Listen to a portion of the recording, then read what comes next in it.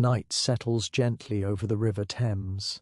The water moves slowly, reflecting scattered lights like broken stars. The city hums in the distance, but here, along the ancient stones, time seems to slow its breath.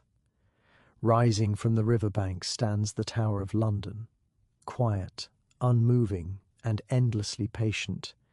It does not greet you, it simply watches.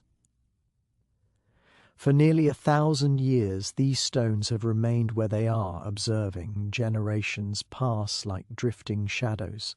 Kings have come and gone, crowds have gathered and faded. Voices once loud with command or desperation have dissolved into silence. Yet the tower remains, unchanged in its purpose, to endure, to remember, and to witness. The tower does not sleep. Even now, as modern London settles into rest, its walls hold echoes of footsteps long erased from memory, boots on gravel, chains against stone, soft prayers whispered in the dark. These sounds no longer exist, yet they linger, pressed deep into the cold surface of the walls, as if the stone itself learned how to listen. At first glance, the tower appears solid, simple, almost calm. Thick walls, narrow windows, firm foundations. But this calm is deceptive. Every block of limestone carries the weight of intention. This was never just a building. It was an idea made permanent, the idea that power could be turned into architecture, that fear could be shaped and stacked, one stone upon another. When the tower was young, London was smaller, quieter, and far less certain of itself. The streets beyond were wooden, crowded, and vulnerable. Fires moved quickly, disease moved faster, authority was fragile. And so, above the river, something needed to rise that could not be ignored. Something that could be seen from miles away. Something that would silently say, "Control lives here." The tower learned to watch before it learned to age. From its highest points, guards once scanned the horizon for threats. From its lowest chambers, prisoners stared upward, searching for light. Above them all, the stone observed both, without judgment, without mercy. It made no distinction between ruler and captive. Everyone who entered its shadow became part of its memory. Stone is patient in a way humans can never be. It does not rush. It does not forget. Rain passes over it. Smoke stains it. Blood dries upon it. And still it remains. Over centuries, the tower absorbed moments of triumph and terror alike. Celebrations echoed within its walls just as screams once did. Both were treated the same. Allowed to exist, then fade.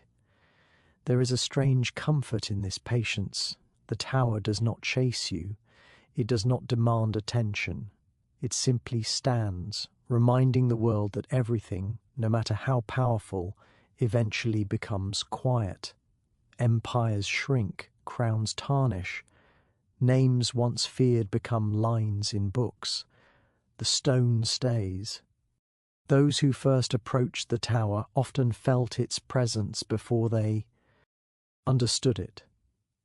The air around it seemed heavier, as though the building bent the space around itself. People lowered their voices. They slowed their steps. Even those who belonged there sensed something larger than authority, a feeling that this place did not merely serve power but outlived it. Inside, the temperature dropped.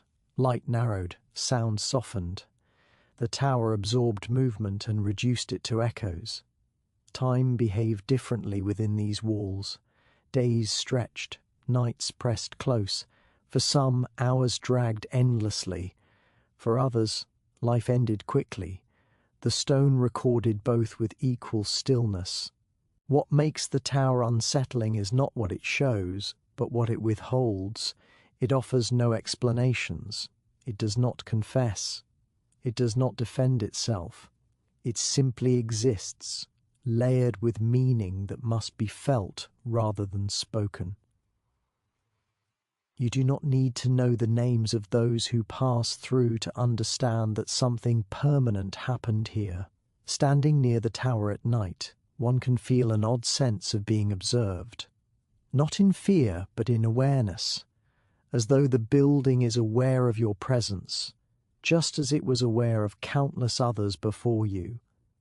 The feeling is subtle, a quiet acknowledgement, then nothing more. This is the nature of old places. They do not reach out, they wait. And the tower has waited longer than most. It has watched the river rise and fall, bridges appear and vanish, the city grow loud around it. Through it all, it has remained unchanged at its core. The tower has no voice, yet it tells stories endlessly. Not through words, but through weight, through silence, through the way the walls seem thicker than necessary, the windows narrower than comfort allows. These choices were deliberate. They speak of a time when security mattered more than kindness, when being seen mattered more than being loved. Even now, centuries later, the tower does not ask to be understood. It does not soften its edges or lighten its mood. It does not apologize for what it has seen. It simply stands as proof that human ambition once believed itself permanent and trusted stone to make it so. As the night deepens, the tower remains alert. It watches the slow movement of clouds, the steady flow of water, the distant glow of the city. It has seen all of this before, many times over, and long after today becomes history, it will still be here, watching quietly, patiently, endlessly. For now it is enough to know this: the tower is not just a place, it is a witness, and witnesses do not forget. Before the year 1066, England moved at a slower, softer rhythm. Power was familiar, passed through known bloodlines, spoken in an old tongue that belonged to the land itself. Villages lived close to the soil, and kings, though distant, felt rooted in tradition rather than fear. The world felt continuous, as though tomorrow would resemble yesterday closely enough to be trusted. Then everything broke. The break did not arrive all at once. It began quietly, with uncertainty. King Edward the Confessor died without a clear heir, leaving behind not only a throne but a question, one that pulled England apart before a single sword was drawn. Promises had been made in private rooms, oaths whispered across seas, claims crossed borders faster than truth could follow them. Harold Godwinson took the crown quickly, crowned in haste beneath the shadow of urgency. He was English, familiar, and close to home. But across the Channel, William of Normandy was already listening to a different story, one in which the throne had been promised to him, sealed by sacred word and broken by ambition. To William, England had not chosen a king, it had stolen one. What followed was not simply an invasion, but a collision between worlds. When William's fleet crossed the Channel, it carried more than soldiers. It carried a new language, new laws, and a sharper understanding of power. The Norman view of rule was firm, visual, and absolute. Authority was not meant to blend quietly into daily life. It was meant to stand above it. The Battle of Hastings ended the Old England in a single, violent afternoon, the air filled with the sound of iron meeting flesh, of shields breaking, of men falling into mud they would never rise from. Harold fell, struck down and silenced, and with him fell the last illusion that England could remain unchanged. After the battle, the land did not immediately understand what it had lost. Fields still grew crops, rivers still flowed, but something invisible had fractured. Power no longer belonged to those who knew the land. It belonged to those who could hold it by force. William moved carefully, but without mercy. Resistance flared, then burned out. Towns that refused submission were punished until obedience felt like survival. London, watching from behind its wooden walls, hesitated. The city had seen kings before. It had never seen conquest like this. When William approached London, he did not rush it. He circled, cutting off support, applying pressure patiently. The message was clear. Resistance would not be met with negotiation, only replacement. By the time William was crowned king on Christmas Day, the ceremony itself was soaked in fear. Shouts of joy were mistaken for rebellion. Fires broke out. Celebration and terror mixed inseparable. This was the moment England truly broke, not just politically but psychologically. A foreign king now ruled by right of conquest. Old nobles were stripped of land. New lords arrived speaking unfamiliar words, enforcing unfamiliar laws. The ruling class changed almost overnight, and with it, the future of the country. William understood something deeply important. Victory on the battlefield was not enough. England needed to be reminded constantly who now held power. Memory fades, stone does not. And so his attention turned toward control made visible. London was the heart that needed to be held firmly. The city was rich, restless, and capable of rebellion. To rule land without dominating London was impossible. William did not trust goodwill. He trusted architecture. In the aftermath of 1066, fear lingered like smoke. People obeyed, but they did not forget. Rebellions stirred in the north. Rumours travelled faster than armies. William responded not with softness but with permanence. He would reshape the land to reflect his rule.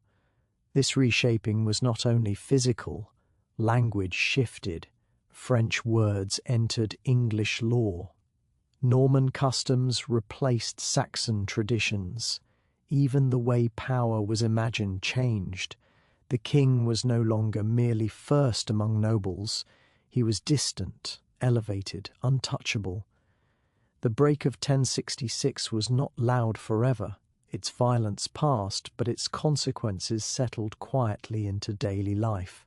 Children grew up speaking different words than their grandparents. Laws were enforced by strangers.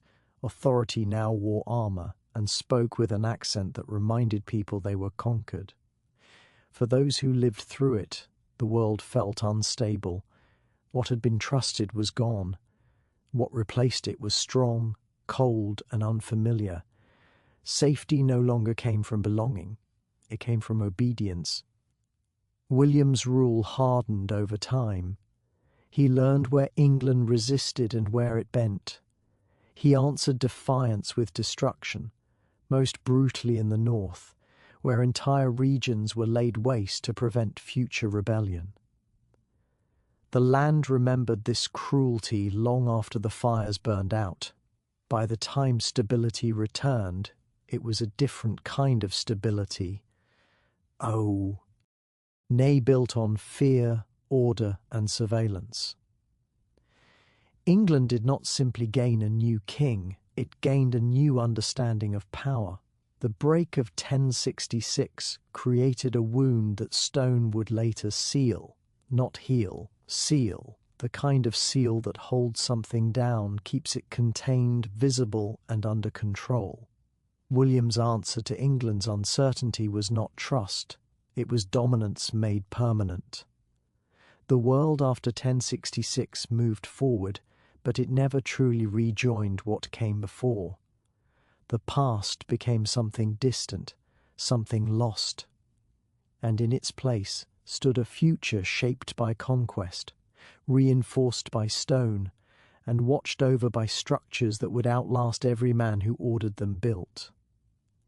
England did not fall asleep that year. It woke into a harsher morning. Fear does not always arrive with noise. Sometimes it arrives quietly, carried on orders written in ink, spoken in calm voices, enforced with steady hands. After conquest settles and blood dries, fear must be maintained. It must be taught, shown, and repeated until it becomes part of the landscape itself. This is where building begins. In the years following the Great Breaking of England, William did not rely on memory alone. He understood that people forget battles, but they do not forget what stands over them every day. Fear needed a shape, something solid, something that could not be argued with or ignored. And so, near the river where London breathed and traded, stone began to rise. The location was chosen with care. This was not an empty field or a distant hill. This was the edge of the city's life, close enough to be seen, close enough to be felt. The Thames flowed beside it, carrying ships, goods, and news from far beyond England's shores. Anyone arriving by water would see it first. Anyone leaving would see it last. The storm was not made of rain or thunder, but of labour and command. English hands were forced to work under Norman supervision. Men who had lost land and status were ordered to build the very symbol of their defeat. Each stone lifted carried weight far heavier than limestone. It carried humiliation, obedience, and the understanding that resistance now built its own cage.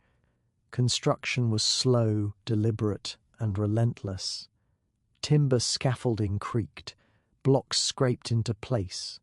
Mortar filled gaps like sealed wounds. There was no rush to finish, only a certainty that it would be completed. Speed was less important than presence. Even unfinished, the structure dominated the skyline, announcing what was coming. The building did not blend into London, it disrupted it. Wooden homes seemed smaller beneath its shadow. Narrow streets felt more exposed. The contrast was intentional. The storm of fear was visual, a daily reminder that the old world had been replaced by something harder and taller. William did not hide his intentions. Castles across England rose in similar fashion, but this one mattered more. London was the heart. If fear lived here, it would spread outward naturally. Control of the city and control of the kingdom. The walls grew thicker than necessity demanded. Windows were narrow, reluctant to offer light. Corners were sharp, uncompromising. This was not architecture meant to comfort. It was meant to observe, to intimidate, and to endure. Even those who would never enter it understood its message without explanation. As the building rose, behavior changed around it. People adjusted their paths to avoid walking too close. Voices softened nearby. Children were pulled away, warned without fully understanding why. The structure taught fear without words. Storms passed over London often, rain sweeping in from the river, winds rattling rooftops. The growing fortress did not flinch. It absorbed weather as easily as it absorbed attention. The comparison was unavoidable. Nature moved and changed. This thing remained. The labourers felt the storm differently. Days blurred together beneath the weight of obligation. Their work was watched carefully. Mistakes were punished. Delays questioned. The building demanded discipline not just from stone, but from people. It reshaped habits, posture, and expectations. At night, the structure loomed darker still. Torches flickered against unfinished walls, casting long shadows that stretched across the ground. The half-built fortress already felt complete in its purpose. Even incomplete, it controlled space and thought. Fear settled into routine. People began to accept the presence of the growing stronghold as unavoidable. Resist. Ants shifted inward, becoming silent and private. Survival replaced pride. This was the true success of the storm. Not terror alone, but resignation. The building did not need soldiers stationed everywhere to enforce obedience. Its existence did that work on its own. It reminded everyone that power was centralized, elevated, and watching. Authority was no longer distant or abstract. It had walls, stone by stone. The fortress taught a lesson England would not forget.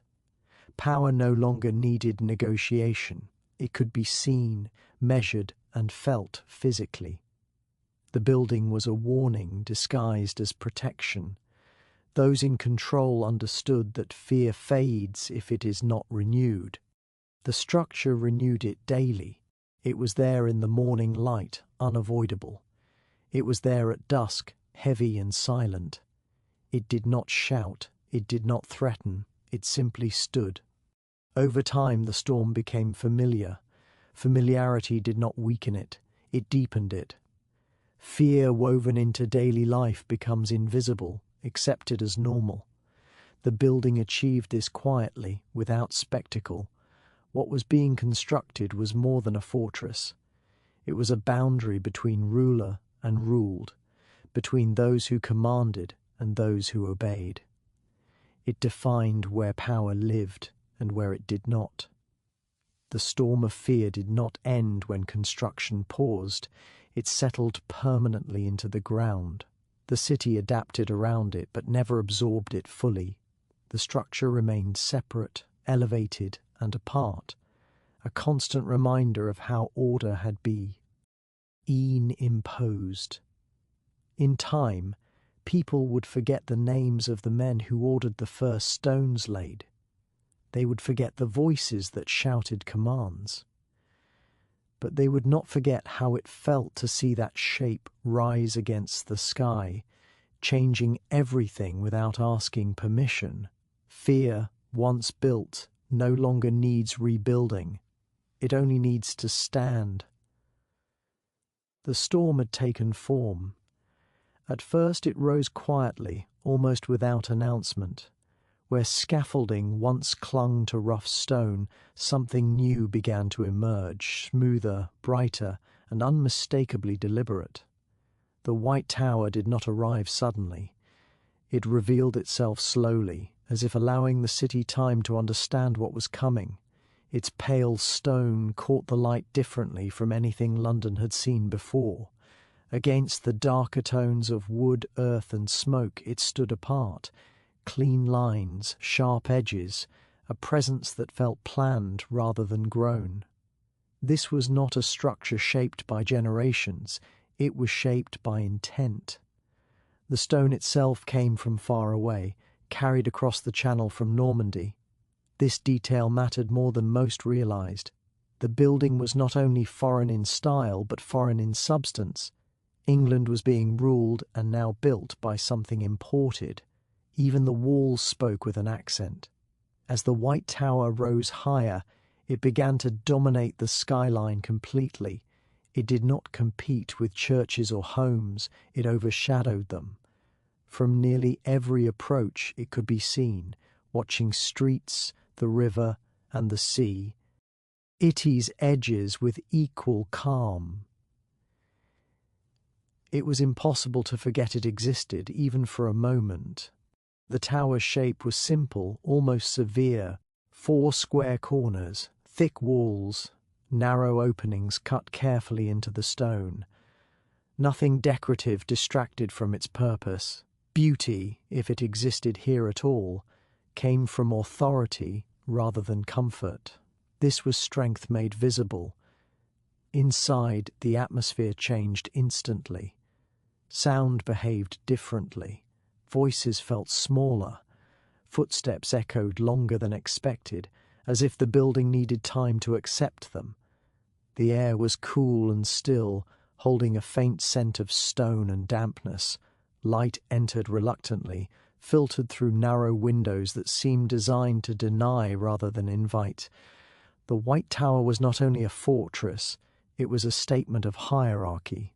The upper levels were reserved for royalty and power, spacious, controlled, and elevated above the city.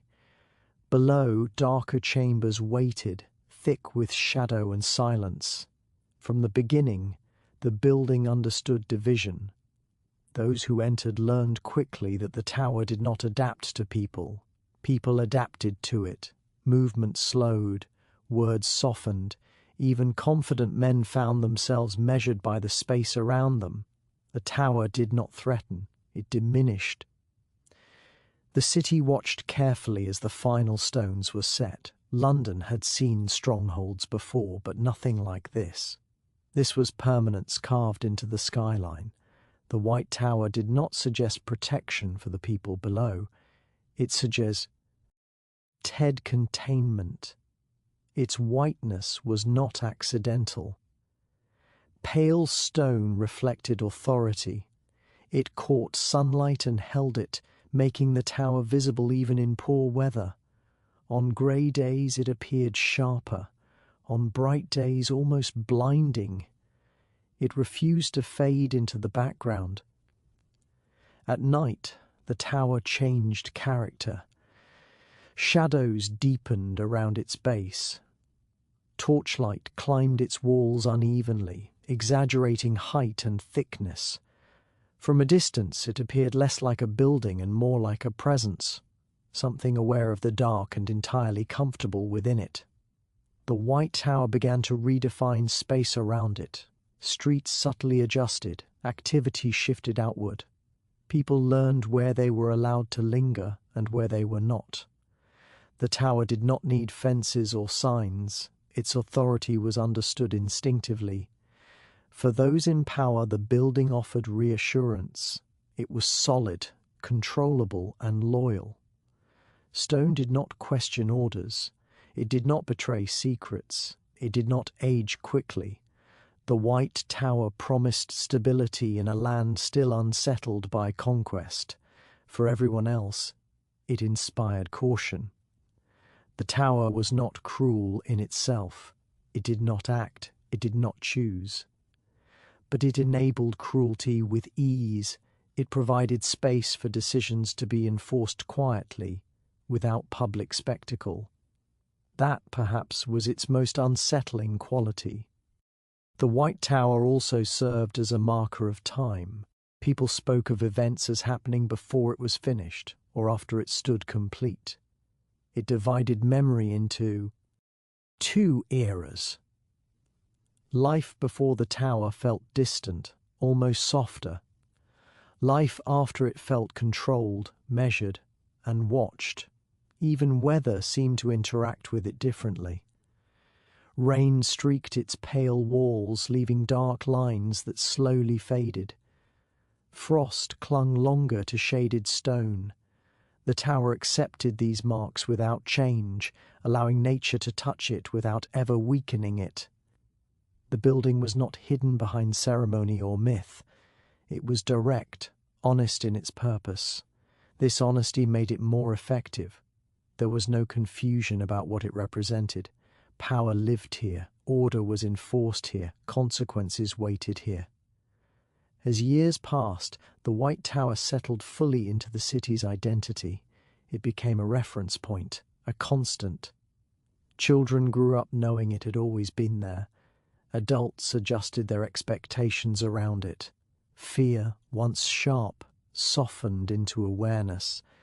Yet even as it became familiar, it never became harmless. Familiarity did not reduce its weight. It simply made that weight easier to carry and therefore harder to challenge. The White Tower did not need to expand or evolve to remain effective. Its presence alone was enough. It stood as proof that conquest had not been temporary, that authority was not negotiable, and that power intended to stay. Stone does not hurry. The White Tower did not rush to make its point. It allowed time to do the work. Slowly, steadily, it rewrote how London understood control. When it finally stood complete, clean against the sky, it did not celebrate. It did not mark the moment. It simply existed, tall, pale, and unyielding. The White Tower had appeared, and England adjusted its breath around it. Once the walls were standing firm, life began to gather within them. Slowly, quietly, almost cautiously, the tower became more than stone and authority. It became a place where people lived, worked, waited, and endured. Behind the heavy doors and thick barriers, a small city took shape, contained, controlled, and always aware of itself. Inside the walls, mornings began early. The sound of boots on stone corridors replaced the noise of open streets. Guards changed shifts with practiced precision, their routines shaped by repetition rather than choice. Keys turned in locks, doors opened and closed with dull certainty. The tower did not wake suddenly. It eased into the day with steady discipline. Servants moved carefully through narrow passages, carrying food, water, and supplies. Their lives were tied to the needs of others, those above them in rank, those confined below. Kitchens produced simple meals, their warmth contained behind thick walls that trapped both heat and sound. Smoke drifted upward, escaping only where it was allowed. Clergy walked quietly, offering prayers that echoed softly in stone chambers. Faith had its place here, but it existed under the same roof as punishment and command. Sacred words shared space with iron bars. Comfort and fear were never far apart. The tower held layers of life stacked vertically. Above ground, rooms were larger, brighter, and more carefully maintained. These spaces belonged to authority. Tapestries softened walls. Windows, though still narrow, allowed controlled light. Meals were taken at tables rather than eaten in haste. Power always had better air. Below, the city grew darker. Narrow stairways descended into dampness. The air thickened. Light faded into shadow. Here, time moved slowly and unevenly. Prisoners learned the sound of footsteps above them, learned to measure days by meals and silence. Conversations became whispers, then thoughts. Not all prisoners were treated the same. Rank followed people even into confinement. Some lived in relative comfort, allowed books, servants, and conversation. Others were left alone with stone and waiting. The tower made these distinctions without hesitation. It reflected the world outside its walls with cruel accuracy.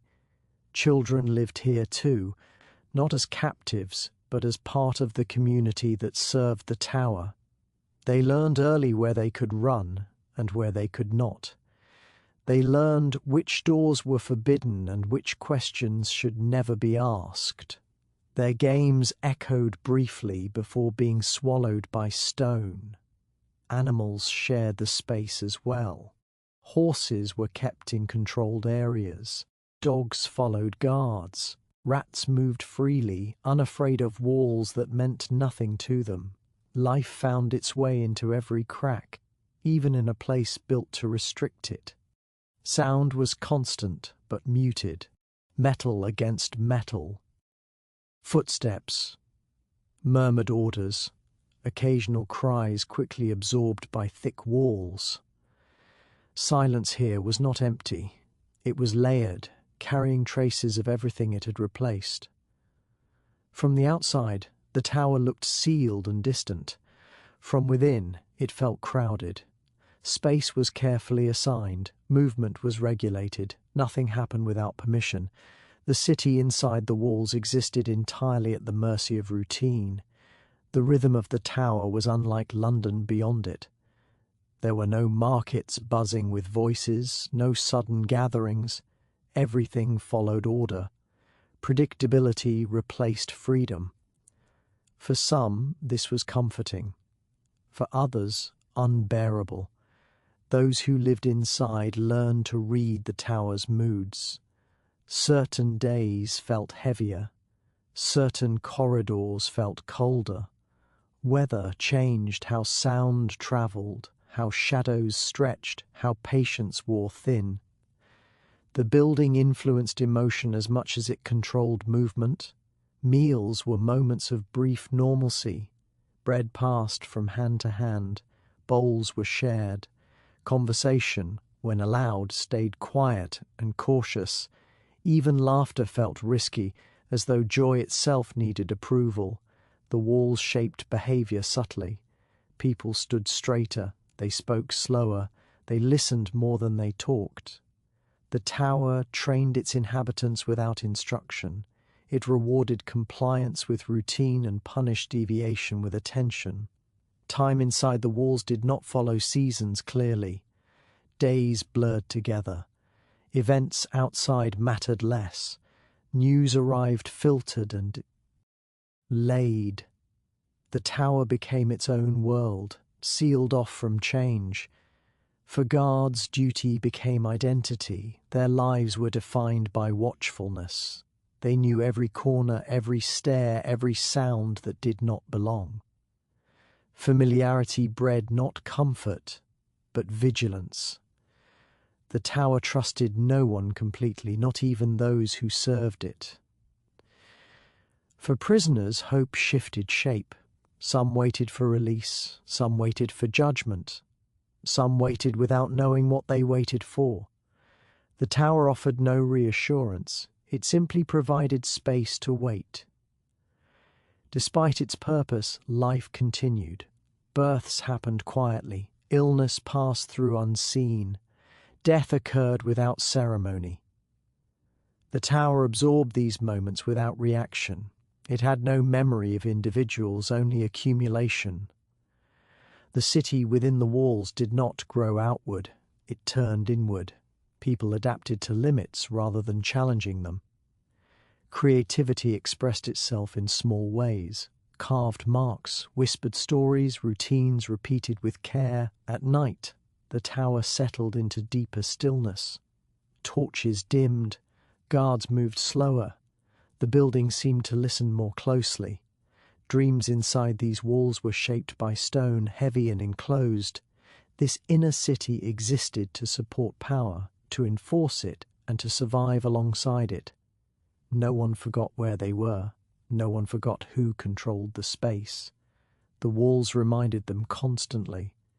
The tower did not need chaos to maintain order. It relied on structure, on repetition, on acceptance. Over time, the city the walls became efficient, subdued, and quietly enduring. Life here was not meant to flourish.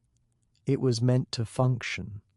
And so it did, day after day, breath after breath, contained within stone that watched everything and spoke nothing. The tower was built to be many things, but confinement was always waiting quietly within its walls. Before chains were fastened and doors sealed behind trembling hands, the tower already understood its future. Stone does not forget what it is meant to hold, and soon it held its first prisoner. The arrival was not dramatic. There were no crowds gathered, no announcement made. The tower did not require spectacle to mark the moment. A man was brought inside, and with that simple act, the building crossed an invisible line. It was no longer only a symbol of power, it had become an instrument of it. The first prisoners were not criminals in the way the word is understood today. They were men of influence, nobles, bishops, rivals, people whose danger lay not in violence, but in thought, loyalty, and ambition. The tower did not confine thieves or the desperate poor at first. It confined those who mattered. This choice was deliberate. Imprisoning the powerful sent a stronger message than punishing the weak. It told England that no rank was beyond reach, no name beyond consequence. The tower was not a place for correction, it was a place for control. The first prisoner entered through heavy doors that closed with a sound difficult to forget. Tone met iron. Light narrowed. The outside world faded quickly, replaced by cool air and echoing space. The building did not rush him. It allowed the silence to settle, to teach its lesson before any guard spoke a word. Inside, the prisoner learned that time behaved differently here. Minutes stretched, footsteps echoed longer than expected.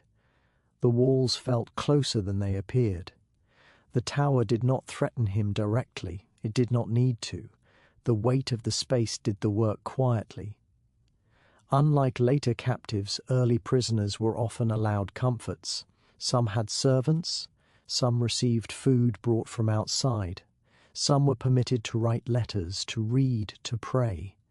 These allowances were not mercy, they were reminders. Even comfort existed by permission alone. The tower observed these men carefully, their habits, their fears, their patience. Stone watched how pride softened, how certainty faded. It learned how long hope could survive in controlled space. This knowledge would shape everything that followed. The first prisoner likely believed his confinement was temporary. Powerful men often do. They expect negotiation, influence, resolution. The tower offered none of these directly. It provided only waiting. Waiting stripped away confidence faster than punishment ever could. Days passed marked only by routine. Meals arrived, guards changed. Light shifted across the stone at predictable angles. Nothing dramatic happened. And yet, everything changed internally. The prisoner Beck aware of how small his world had become. The tower did not isolate completely. Sounds travelled, voices echoed. The presence of others could be sensed, but not always seen. This partial connection made solitude sharper. Awareness without access is a quiet form of cruelty, and the tower practiced it without effort. Guards treated the first prisoner with formality rather than hostility. Respect remained, but it was controlled. Titles were spoken carefully. Orders were followed precisely. Distance was maintained. This balance reinforced hierarchy without humiliation. The tower preferred submission to resentment. Outside, life continued, markets opened, ships arrived, the city breathed freely beyond the walls. Inside, the prisoner measured existence differently. Freedom became an idea rather than an experience. Memory did the work that movement no longer could. The tower began to understand its role more clearly. It did not need to be violent to be effective. Presence was enough. Silence was enough. The knowledge that one could be held indefinitely without spectacle reshaped loyalty across the kingdom. News of the imprisonment travelled carefully. Names were spoken in hushed tones. The message was understood without explanation. Power had a location now. Authority had walls. For the prisoner, reflection became unavoidable. Ambition replayed itself in memory. Words spoken too freely returned with new weight. The tower did not argue. It allowed the mind to do the work on itself. At night, darkness felt heavier. Torchlight outside the chamber flickered, then dimmed. Sounds reduced to distant movement and breathing. Sleep came unevenly. Dreams pressed close, shaped by enclosure and uncertainty. The tower learned that imprisonment did not always require cruelty. It required patience. Men would break themselves slowly, questioning their choices, their alliances, their futures. The building simply provided the space. Over time, the idea of the tower as a prison settled into England's understanding of power. It became known not as a place of chaos, but of quiet endings. Careers paused here. Reputations dissolved here. Sometimes lives ended here, but always without noise. The first prisoner marked the beginning of a long pattern. Once established, the tower would never stop receiving those deemed inconvenient, dangerous, or expendable. Stone had found its second purpose. Yet in that first confinement there was still restraint. The tower was learning. It observed how authority could be enforced without blood, how fear could be sustained without screams. These lessons would shape centuries when the first prisoner eventually left, whether by release, transfer, or death. The tower did not change. It did not remember him individually. It remembered the process, the pattern, the effectiveness. The space he occupied did not empty completely. It retained something unseen. Stone absorbs presence. The walls held traces of thought, of waiting, of quiet dread. They would offer this same experience to countless others. The tower did not celebrate its success. It did not acknowledge it outwardly. It simply stood, ready. Its doors would open again and again. The first prisoner was not important because of who he was, but because of what he proved. He proved that the tower could contain power without resistance, that it could silence influence without violence. From that moment onward, the tower was no longer just watching history. It was holding it. Some men enter the tower defeated, others enter it thinking they understand it. Ranulph Lombard belonged to the second kind. He was not brought in chains of ignorance or fear, but with a sharp mind, still active, still measuring stone and silence with professional familiarity. He had helped shape power. Now he was held by it.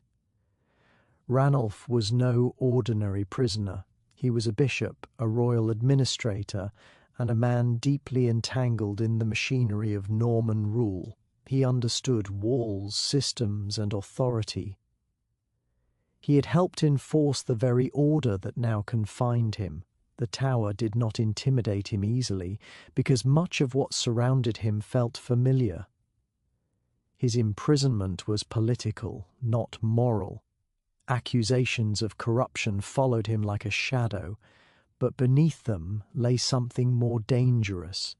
He knew too much, and he was too independent.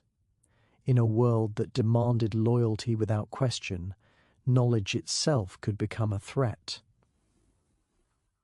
The tower received him calmly.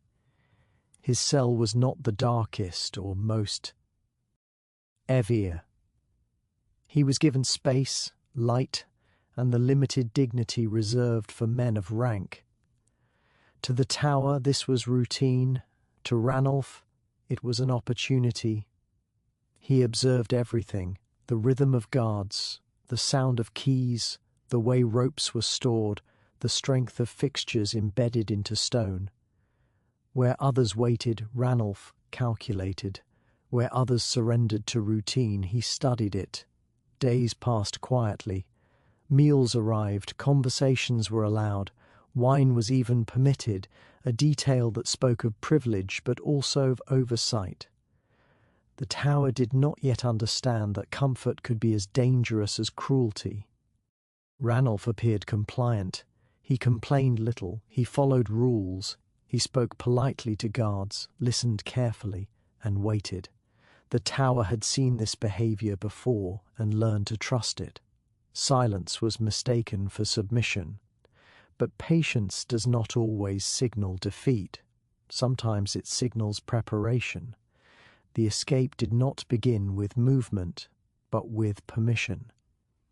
Ranulph requested wine, not excessively, but consistently. Over time, familiarity softened vigilance. Guards relaxed into routine. The extraordinary became ordinary. One night the wine flowed more freely than usual. Laughter replaced formality. Attention dulled. The tower, so used to controlling others, failed to recognize how easily control could be bent when comfort replaced caution. Ranulph had prepared a rope in pieces, hidden carefully, assembled slowly. It was not strength that made the escape possible, but force. Every knot was considered, every length measured against the drop he already understood. When the moment came, it arrived without ceremony, no alarms, no shouting, only quiet movement in a space designed to amplify sound. Ranulph moved slowly, aware that haste would betray him faster than fear. The window was narrow but sufficient. The night beyond was deep and forgiving. Stone walls descended into darkness, slick with age and damp. Below waited the unknown, injury, capture, or freedom. He did not hesitate. The rope lowered him into silence. Each movement was deliberate. Stones scraped softly. Breath remained controlled. The tower, which had held so many without resistance, now felt something new pass along its surface. Defiance. Ranulph reached the ground alive. The escape did not end there. He vanished into the night, moving through London before dawn could question him. By the time the tower discovered the absence, the impossible had already become fact. Shock followed quickly. Confusion. Disbelief. The tower had been breached not by force but by understanding. The escape spread like rumour before it settled into history. If one man could leave, what did that mean for the power of stone? Stories grew with retelling. Some claimed the guards were drunk. Others whispered of magic, of dark knowledge, of divine protection. Medieval minds searched for explanations that preserved the tower's authority. Accepting human error was harder than believing in sorcery. Ranulph's escape unsettled more than security. It challenged the idea that power was absolute. For a brief moment the tower was not infallible. It had been outwitted, yet even this failure taught the tower something important. From that night forward, comfort would be watched more closely. Privilege would be measured more carefully. Trust would shrink. The tower adapted as it always did. Weakness was noted, not repeated. Ranulph himself did not return as a conqueror. His freedom did not undo the tower. It did not inspire mass escapes or rebellion. His story became singular, remarkable precisely because it was never repeated in the same way. The tower absorbed the lesson and hardened quietly. What remains striking is not just that Ranulph escaped, but that he escaped without violence. No blood was spilled. No walls were broken. The tower was not defeated by strength, but by familiarity with its own systems. Stone is strong, but systems are only as careful as the people who maintain them. In time, the tower's reputation recovered. Its image returned to one of certainty and control. Ranulph's name faded into legend, his story retold softly, often at night, as something half believed. Yet the stone remembered. It remembered the scrape of rope against wall, the weight briefly removed from a space meant to contain it. The moment when silence carried movement instead of waiting. From then on, the tower would not only watch prisoners, it would anticipate them. Ranulph Elambard did not destroy the tower's authority. He refined it. His escape became a quiet turning point, a reminder that even the strongest walls must learn, adapt, and tighten their grip. The impossible escape did not weaken the tower. It taught it how to hold more carefully. And the stone, patient as ever, adjusted without complaint. The tower listened carefully to its own failure. Stone does not feel shame, but it remembers pressure. After the impossible escape, the lesson settled deep into the mortar. Control could never remain still. Power that wished to endure had to grow, thicken, and surround itself more completely. And so, the walls began to grow. What had once felt sufficient now seemed exposed. Open spaces invited risk. Simple boundaries suggested possibility. The response was not panic but expansion. Carefully planned, quietly enforced, the tower extended itself outward and inward, adding layers rather than height alone. New walls rose around the original core, enclosing space with deliberate intent. These were not built for beauty or balance. They were built to confuse movement, slow progress, and multiply obstacles. Each additional barrier reduced hope by degrees, turning distance into difficulty and difficulty into exhaustion. The moat deepened. Water gathered where open ground once lay. Still, dark and reflective, it created separation both physical and psychological. Crossing water requires commitment. Retreat becomes complicated. The moat did not threaten, it discouraged. Gateways gnaw. Road. Entry points were reduced and reinforced. Access became privilege rather than expectation. Each door gained weight, iron fittings and multiple locks. The act of entering the tower grew ceremonial, deliberate and intimidating. Inside, passageways multiplied. Corridors bent unexpectedly. Stairs turned sharply. The building learned how to disorient without moving. For those unfamiliar, navigation became an act of permission. Knowledge itself turned into power. The walls grew thicker than before, not just to resist attack, but to absorb sound. Screams would not travel far. Conversations would die quickly. Silence became easier to maintain. Fear thrives best when it feels private. When suffering seems unseen, named towers appeared, each with its own function and reputation. Some were designed for defense, others for storage, others for confinement. Their names spread quietly through the city, acquiring meaning through association rather than explanation. People learned which names carried weight and which carried dread. The tower no longer stood alone. It became a complex, a controlled environment designed to shape behavior long before punishment was required. The building itself became the first guard. Fear grew alongside the walls, but it changed in nature. It was no longer sharp or sudden. It became constant, predictable, and therefore more effective. People adjusted their expectations downward. Hope learned to be cautious. Guards adapted as well. More positions mean more eyes, more routines, more regulation. Watchfulness became layered. No single guard held full knowledge.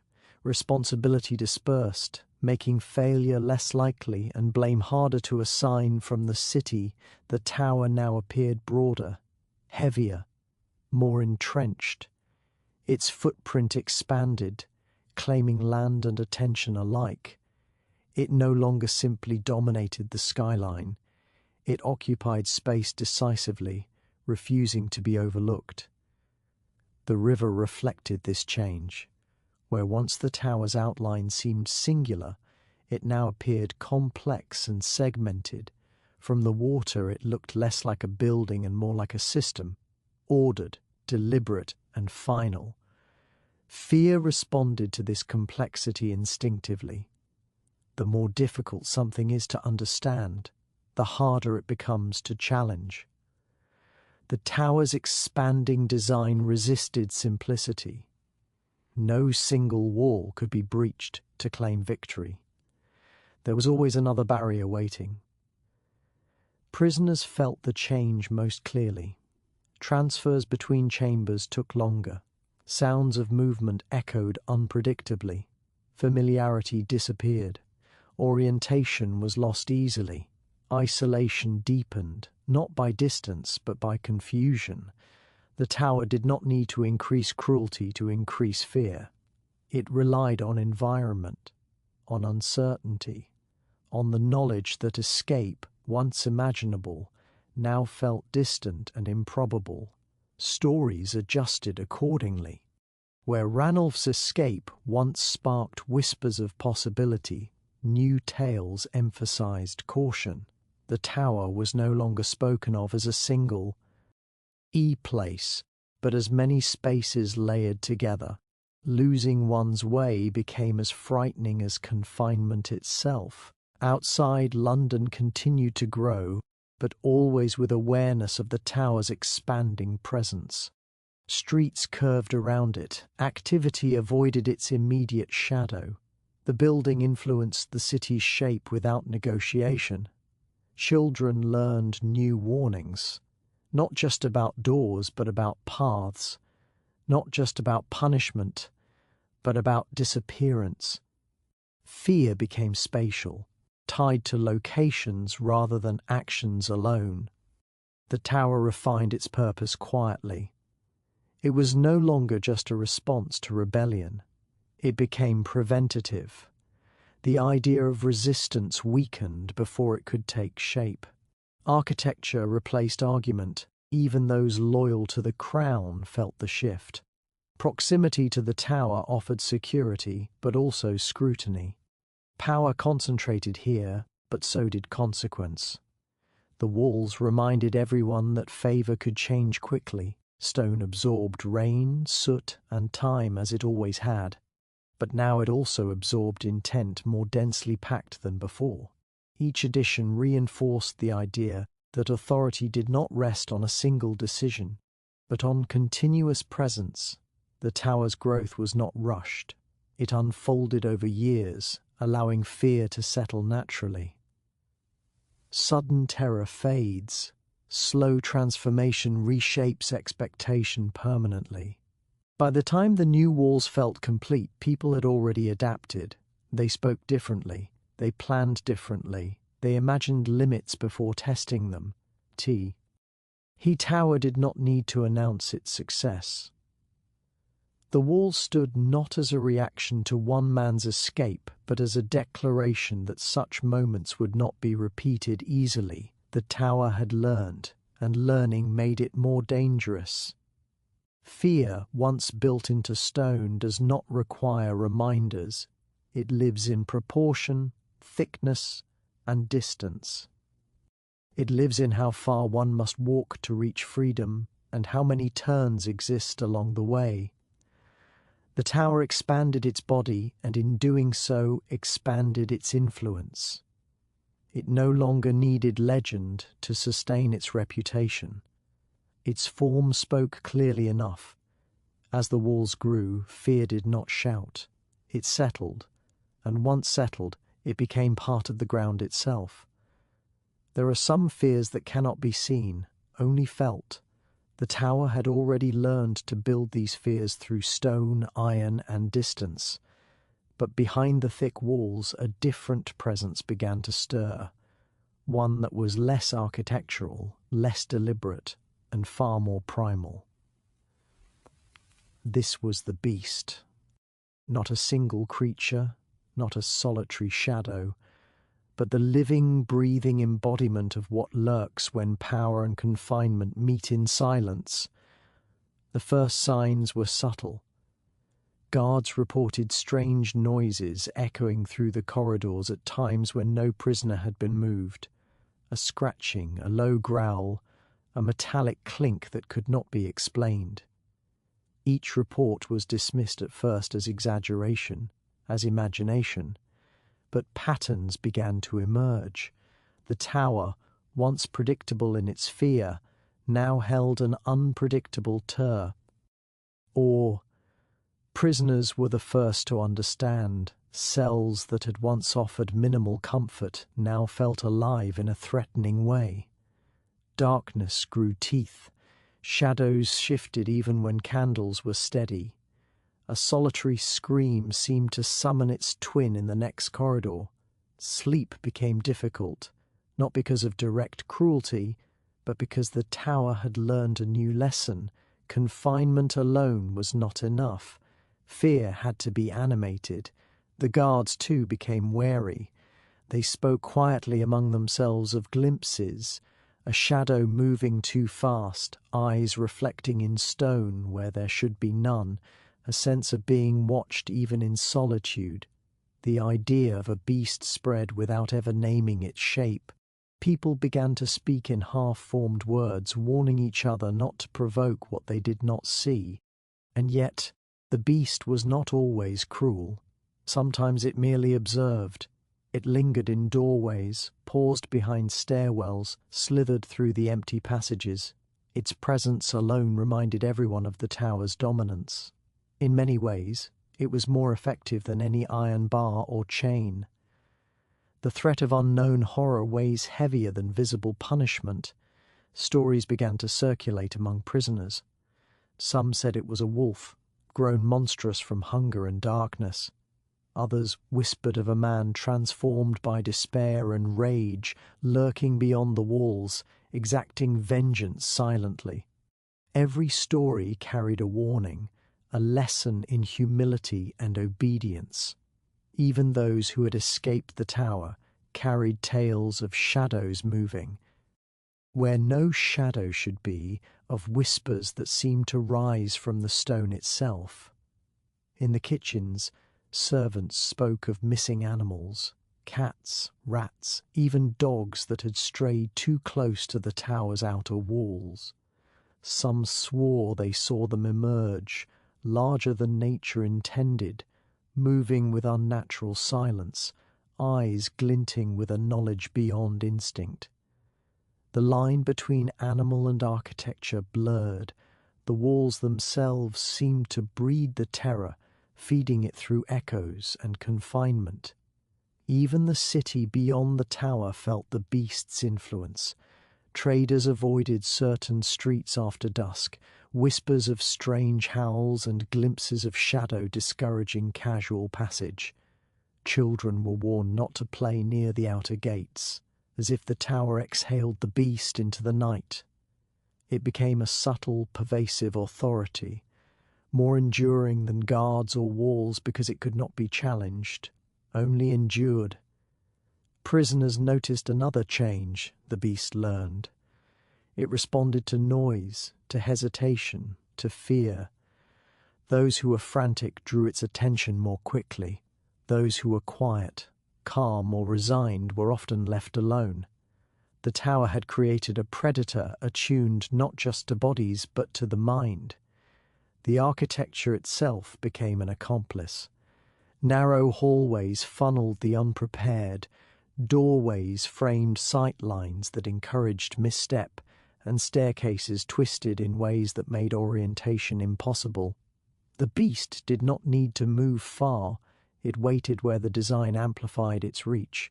Every incision in the tower's expansion now seemed to consider not only stone and iron, but the predator's needs.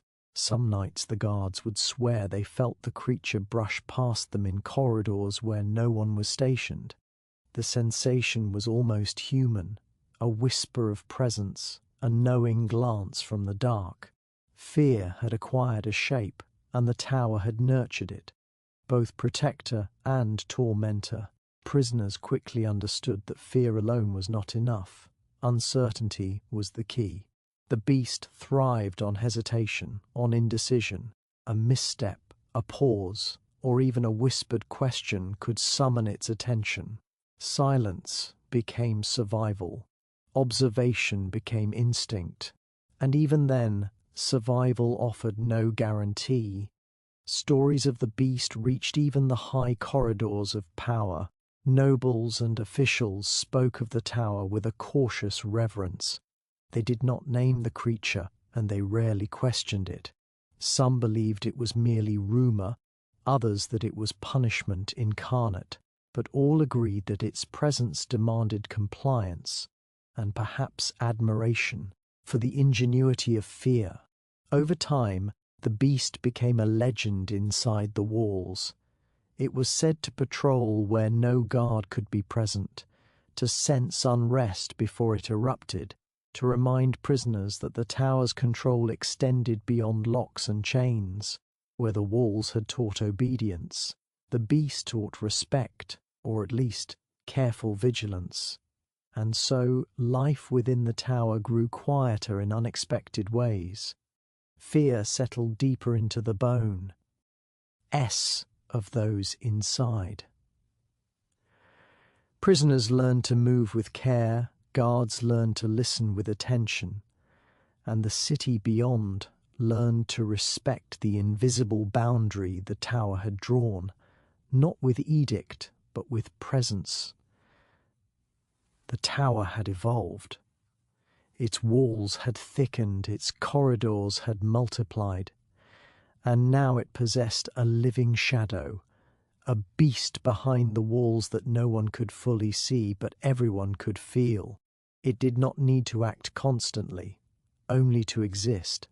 Its patience, like the tower's stone, was endless.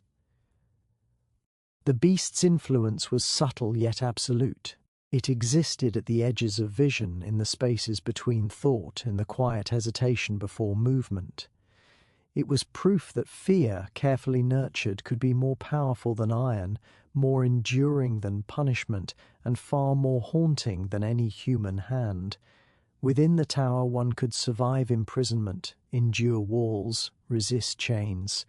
But the beast was a different challenge. It required not strength but awareness, not defiance but caution. And in that, the tower had achieved something new, a fear that was neither temporary nor forgettable, a presence that taught respect in ways walls never could.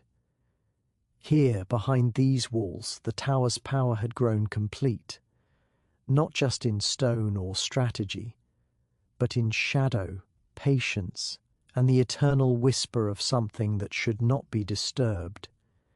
The beast that watched, waited, and reminded all who entered that some prisons exist not only for the body, but for the mind, even the strongest. Walls have memories. Stones, though cold and unyielding, remember the moments when they failed, when invaders breached their boundaries, when what was thought secure became vulnerable. The tower, for all its imposing presence and careful construction, carried such a memory deep within its foundations, the memory of a fortress that had fallen once. And in that memory lingered a lesson that no architect or king could ignore. No matter how high the walls, no structure is eternal. It began long before the tower rose to dominate the skyline, before the first prisoners were confined within its cells. There was another stronghold on the same land, an older fortress, smaller perhaps, but formidable in its day. It had withstood years of attack, its walls proving a steadfast barrier against forces that sought to conquer it. Yet even the most resilient stone can be worn down, and the fortress eventually succumbed, not in a single dramatic siege, but through a combination of relentless pressure, internal discord, and the slow erosion of its defences.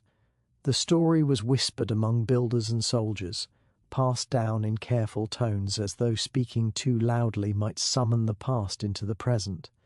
The fortress had fallen not because of weakness in design, but because vigilance had faltered.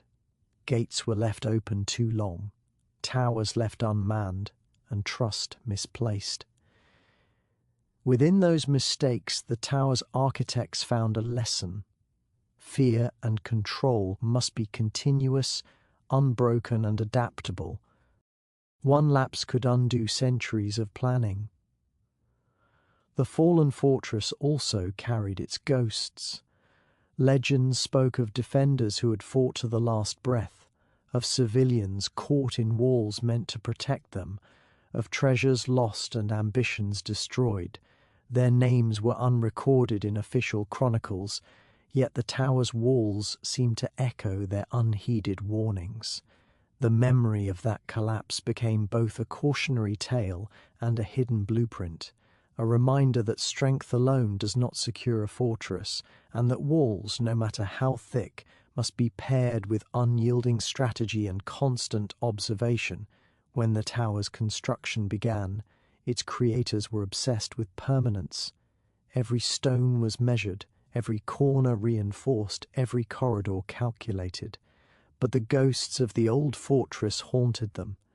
They questioned every decision. Could this wall withstand the ingenuity of attackers? Could these gates resist force or betrayal? Could the design anticipate failure even before it occurred? The answers shaped the tower's evolution, ensuring that its defenses were not only physical but psychological.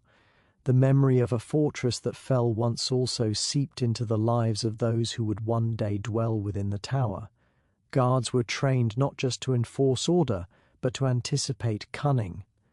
Prisoners, unaware of the older stronghold's story, often felt an instinctive tension, a sense that the tower's walls were alive with lessons learned from past failures. The structure became more than a building. It was a testament to the consequences of underestimating danger. Yet even the tower's architects understood a paradox. No fortress is invincible. They designed with precision, but they also recognized that time erodes all defenses. Stones settle, mortar weakens, and the unpredictable forces of nature and human ambition persist. The older fortress had fallen to a combination of these factors, and in acknowledging this truth, the tower sought not immortality but resilience, a capacity to endure, adapt, and respond to threats before they could exploit weaknesses. This lesson was embodied in the tower's design in subtle ways. Corridors twisted unpredictably to confuse invaders. Staircases spiraled in directions that disoriented those unfamiliar with the layout, and watchtowers were positioned to provide overlapping sightlines. Every aspect of the tower acknowledged a past failure, yet transformed it into a strength. Where one fortress had been defeated, the new structure sought to learn, to anticipate, and to survive. The psychological impact of this history was profound. Soldiers who had trained in siege tactics studied the tower with respect and caution. Builders and architects approached their work with meticulous care, aware that every decision could echo through generations. Even the city outside the tower felt the weight of its memory, for the story of a fallen fortress served as a silent reminder that no stronghold, no matter how formidable, is bay. On risk. In time, the fallen fortress became a metaphor within the tower's walls. It reminded everyone, prisoner, guard, architect, and noble alike, that power and security are never absolute. They require vigilance, adaptability, and an awareness of history. Mistakes made in the past are not erased. They are lessons written in stone, warning that pride and complacency can render even the mightiest walls vulnerable. And so the tower, standing tall and seemingly unshakable, carried within it both strength and humility. Its walls were thick, its gates reinforced, and its halls designed for observation and control. But the memory of a fortress that fell once remained embedded in its stones, a quiet testament that even the greatest fortifications are built not to defy history entirely, but to acknowledge it, to learn from it, and to endure longer than those that came before. Here, within the shadow of past failures, the tower thrived. Its builders understood that fear and discipline must complement strength, and that the vigilance of one generation ensures the survival of the next. A fortress may fall once, but in learning from its collapse, a new structure can rise to withstand the passage of time. and the relentless march of human ambition. There is a stillness that follows a storm, a moment when the air seems to pause, almost holding its breath, before life resumes its rhythm. In the tower, that stillness had a name, after the breath. It was a subtle hush that lingered in the stone corridors, a calm that settled over the walls after a violent outburst or an event that left the tower momentarily shaken. Guards, prisoners, and even the stones themselves seemed to participate in this pause, acknowledging a fleeting reprieve from tension. The origin of this quiet was never fully recorded, for it was less an event than a sensation, a momentary suspension of the ordinary. It came after arguments that erupted in the great halls, after the clash of weapons on training floors, after prisoners gasped in terror or relief. In those rare seconds, the tower felt less like a fortress and more like a living being exhaling after holding its breath. The weight of fear and anticipation lifted just slightly, allowing a fleeting glimpse of something beyond the constant vigilance. For the prisoners, after the breath was a strange comfort. Days and nights blended together in the shadowed cells, and moments of reprieve were rare. When it came, it was almost imperceptible, a quiet shuffle of footsteps, a door left unlatched for an instant, a distant echo that seemed softer than usual. In these moments they could imagine a world outside, a life beyond the stone walls. It was not freedom, not exactly, but it was the faintest reminder that the tower's power, while absolute, had pauses, moments when the relentless pressure of confinement relaxed, if only for a heartbeat. The guards, too, noticed the subtle exhalation of the tower. After a particularly tense shift or the close of a violent day, they would pause in corridors leaning against cold stone, listening to the faint hum of silence. In these quiet moments, training and duty seemed less burdensome. The tower, usually unyielding, seemed almost human, a presence that could tire, a structure that could, in some ineffable way, sigh. Even those accustomed to discipline and fear felt a strange tenderness in the hush, a fleeting permission to acknowledge their own fragility. It was during after the breath that stories circulated, whispered with hushed reverence.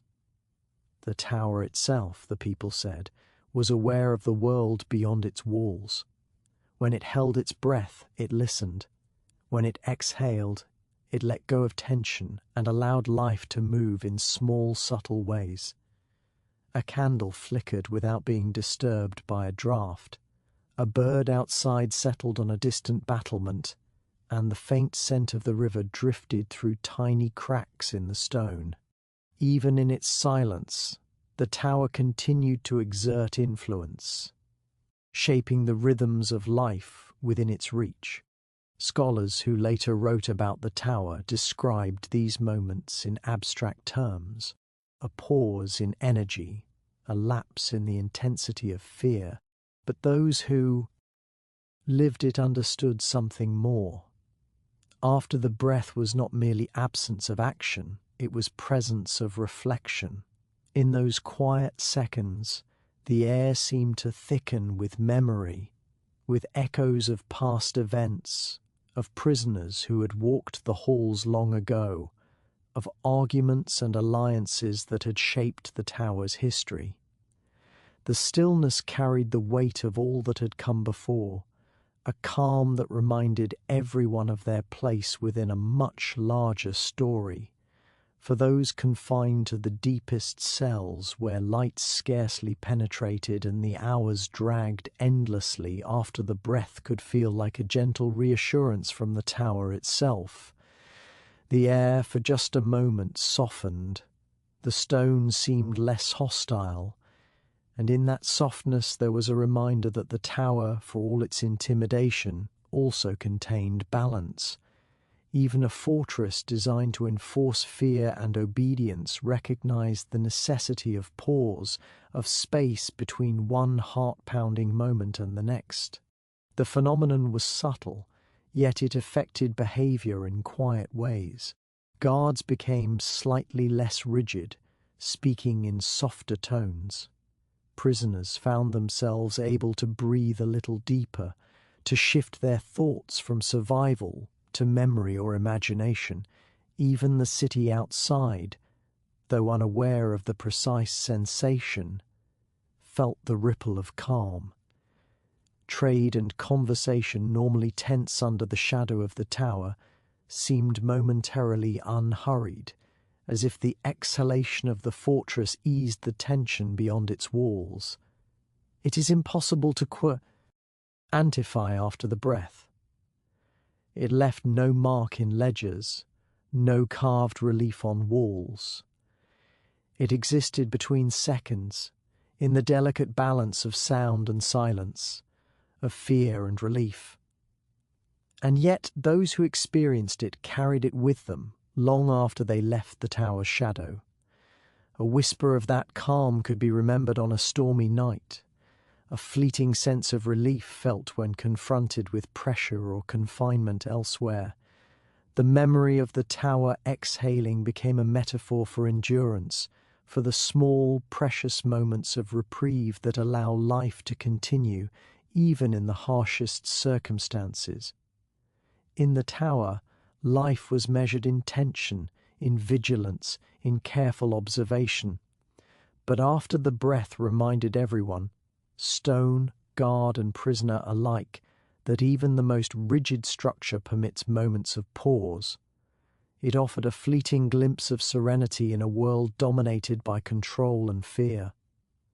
And though brief, it was enough to sustain those within the walls, giving them a quiet understanding that every storm ends, every watch has a lull, and even a fortress can exhale.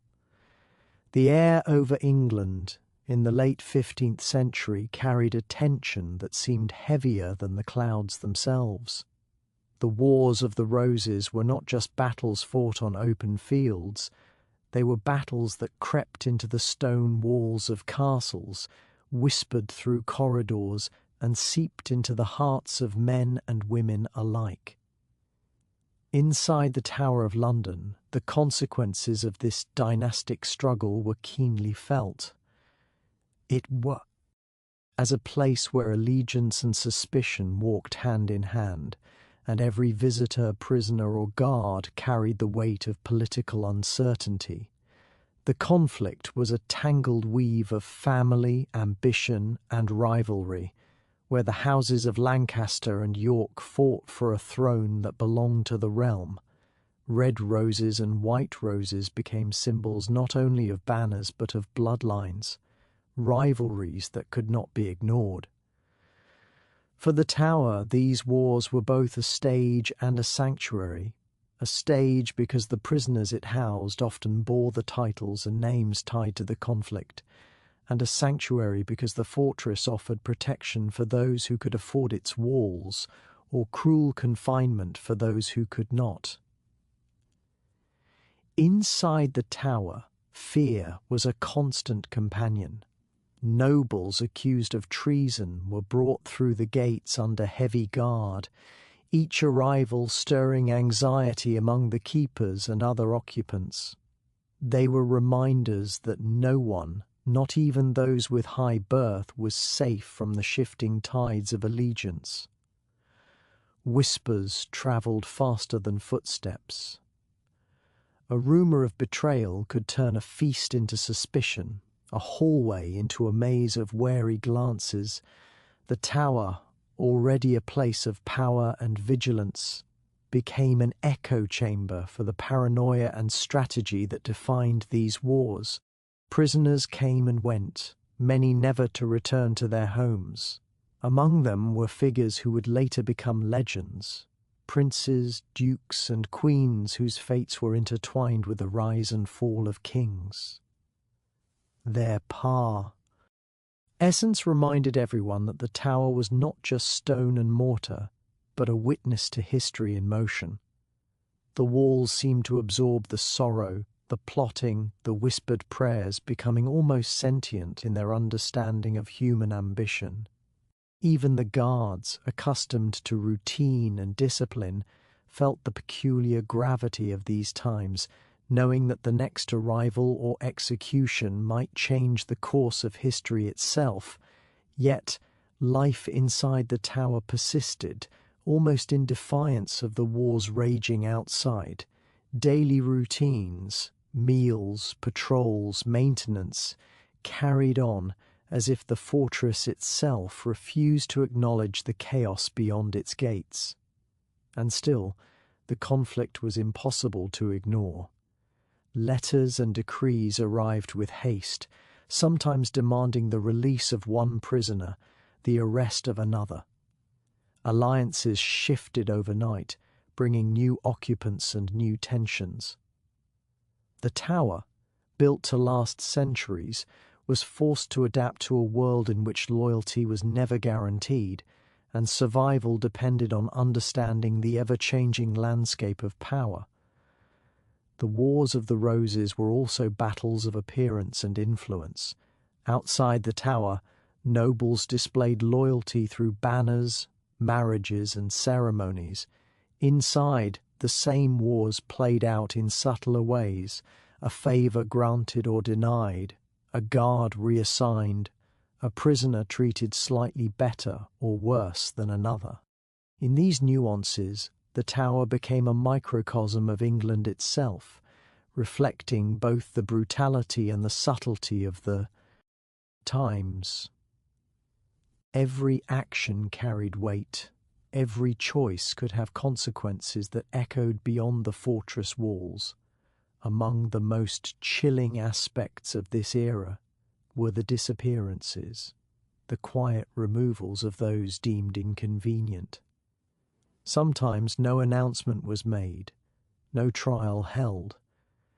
The tower's reputation for mystery and fear grew, and the mere fact of confinement could be as punishing as the most severe sentence. The air within the fortress was thick with anticipation, and even those who were not directly involved in the wars felt its presence.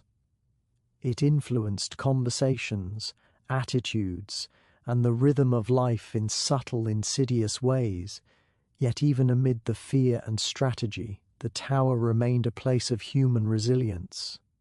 Guards, prisoners, and servants alike found ways to endure, to adapt, to navigate the delicate balance between survival and duty. Messages were hidden in books, prayers were whispered at dawn, and friendships formed quietly in shadowed corridors. These small acts of courage and ingenuity were as vital as any sword or banner. They were reminders that even in the darkest periods of conflict, human spirit could persist. The Wars of the Roses left marks that endured far longer than individual battles. The Tower of London, ever observant, carried those marks in its stones, scars of past skirmishes, echoes of secret plots, and memories of lives upended by ambition and betrayal. Every corner seemed to whisper stories of strategy, of fear, of fleeting victories and lasting losses. For those inside, it was a constant lesson in the impermanence of power and in the precariousness of trust. History remembers the Wars of the Roses for its dramatic clashes and royal intrigues, but the Tower experienced it differently, as a quiet, omnipresent force, where the consequences of war were human, immediate, and palpable. The walls held the tension, the lives, the secrets, a silent witness to a nation struggling to define itself. And in the stillness between the conflicts, the fortress exhaled quietly, as if acknowledging the suffering and resilience of those who lived under its shadow. The wars would eventually subside and the roses would fade, replaced by new symbols and new ambitions. Yet the tower, with its unyielding presence, remained. It stood as a reminder that history is not only recorded in chronicles and crowns, but in the quiet endurance of stone and the lives it shelters. Within its walls, fear, hope, and memory intertwined, preserving the legacy of a country in turmoil and the human capacity to withstand even the most relentless of storms. The story of the prince who vanished is one that has haunted the Tower of London for centuries, a tale of mystery and sorrow that lingers in the cold, shadowed corridors. It is the story of a young boy, no more than 12 years old, whose life was entwined with power, expectation, and fear. He was Edward V, the eldest son of King Edward IV, and for a brief, shining moment he was the hope of a kingdom. But hope in those days could be a dangerous thing, especially within the walls of the tower. The tower was not merely a fortress, it was a place where destiny and dread walked side by side. To be brought there as a prince meant both protection and confinement, a duality that few could comprehend. Edward and his younger brother Richard were placed in the tower ostensibly for their safety, under the care of loyal guardians and attendants. Yet even the youngest could sense the tension that hummed through the stone halls. Whispers of betrayal, rumours of plots, and the heavy presence of men whose loyalty was uncertain created an atmosphere thick with unease. The walls themselves seemed to watch, as if aware of the fate that could unfold within. Inside the tower, the boys moved cautiously through routines imposed by adults whose smiles were often forced and whose eyes carried hidden meanings. Meals were quiet, punctuated only by the soft clatter of cutlery and the occasional hush of a passing guard. The attendants, while diligent, were themselves anxious, mindful that a single misstep could draw suspicion or worse. Even in play, Edward and Richard learned that gestures and words could carry weight beyond their understanding. Every door closed behind them, every corridor traversed, seemed to echo with silent threats. Yet there were moments of tenderness amid the tension.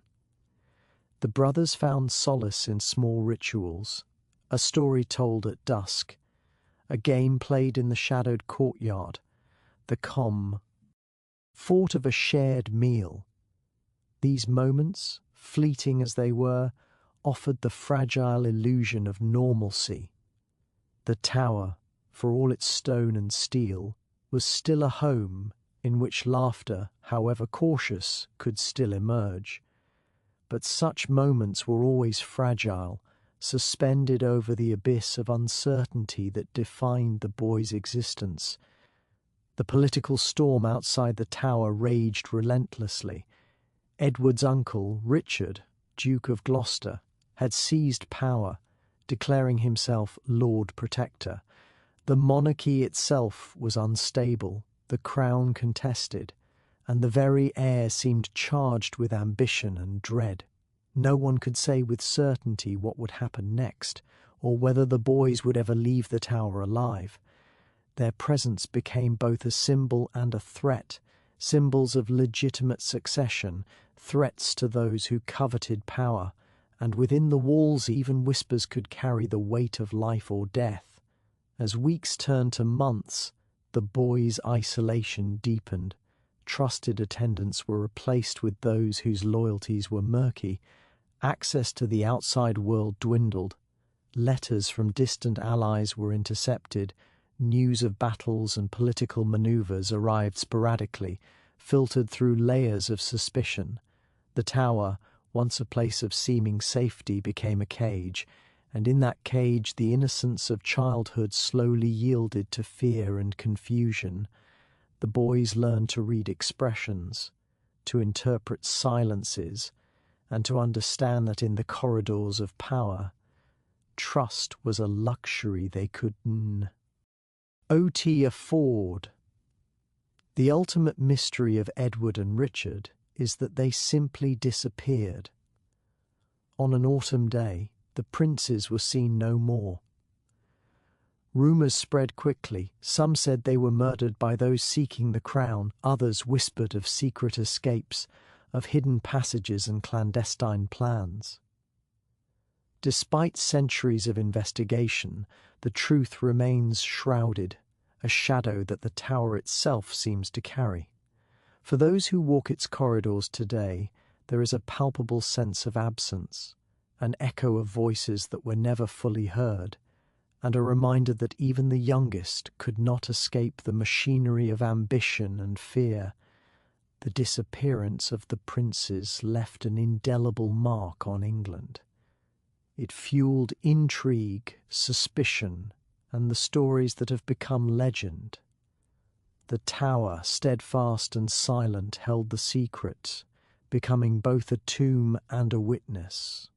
Its stones absorbed the uncertainty, the grief, and the tension, turning the fortress into a repository of history that no document could fully capture. Visitors and guards alike would speak of shadows, strange chills, and the feeling of being observed, reminders that some stories, no matter how hidden, remain alive in the air and the walls that enclose them. Yet even amid this darkness, the memory of the boys persists as a testament to resilience and fragility. They are remembered not only for their royal birth, but for the stark reality of childhood caught in the crossfire of ambition. The tower, in its quiet, enduring presence, holds both air memory and the lesson that history is as much about absence as it is about presence. The corridors that once echoed with their steps now carry whispers that invite reflection, urging visitors to consider the human cost of power, the weight of expectation, and the silence left in the wake of disappearance. In the stillness of the tower, one can almost imagine the voices of Edward and Richard, soft, uncertain, and forever entwined with the shadows of stone. They serve as a reminder that even the strongest walls cannot shield against ambition, and that some stories, no matter how carefully concealed, linger endlessly in the corners of memory, waiting for those who walk the halls to feel their presence and remember the prince who vanished. The name Richard III carries with it an air of inevitability, a mixture of history and legend that lingers long after the man himself has passed. He was a king whose life was shaped by ambition, cunning, and the heavy burden of choices that could not be undone. Within the cold stone walls of the tower and across the kingdom, whispers of his actions moved like shadows, long and unrelenting.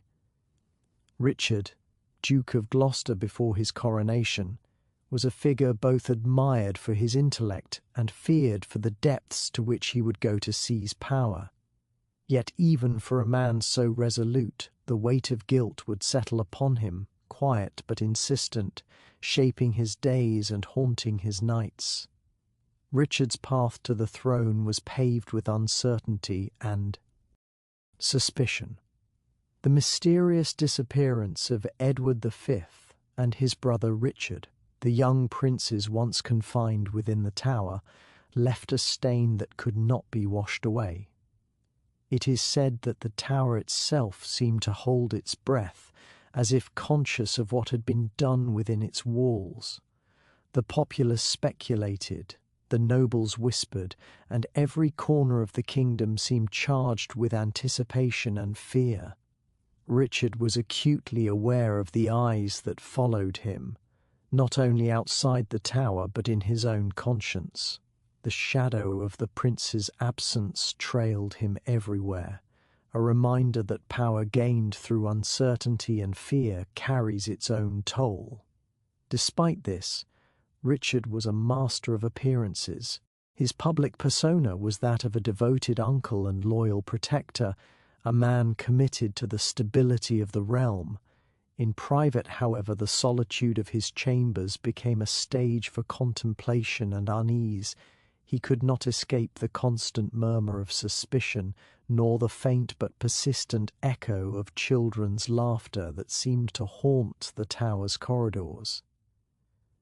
These echoes, whether real or imagined, acted as a mirror for his conscience, reflecting the decisions he had made and the consequences they had wrought.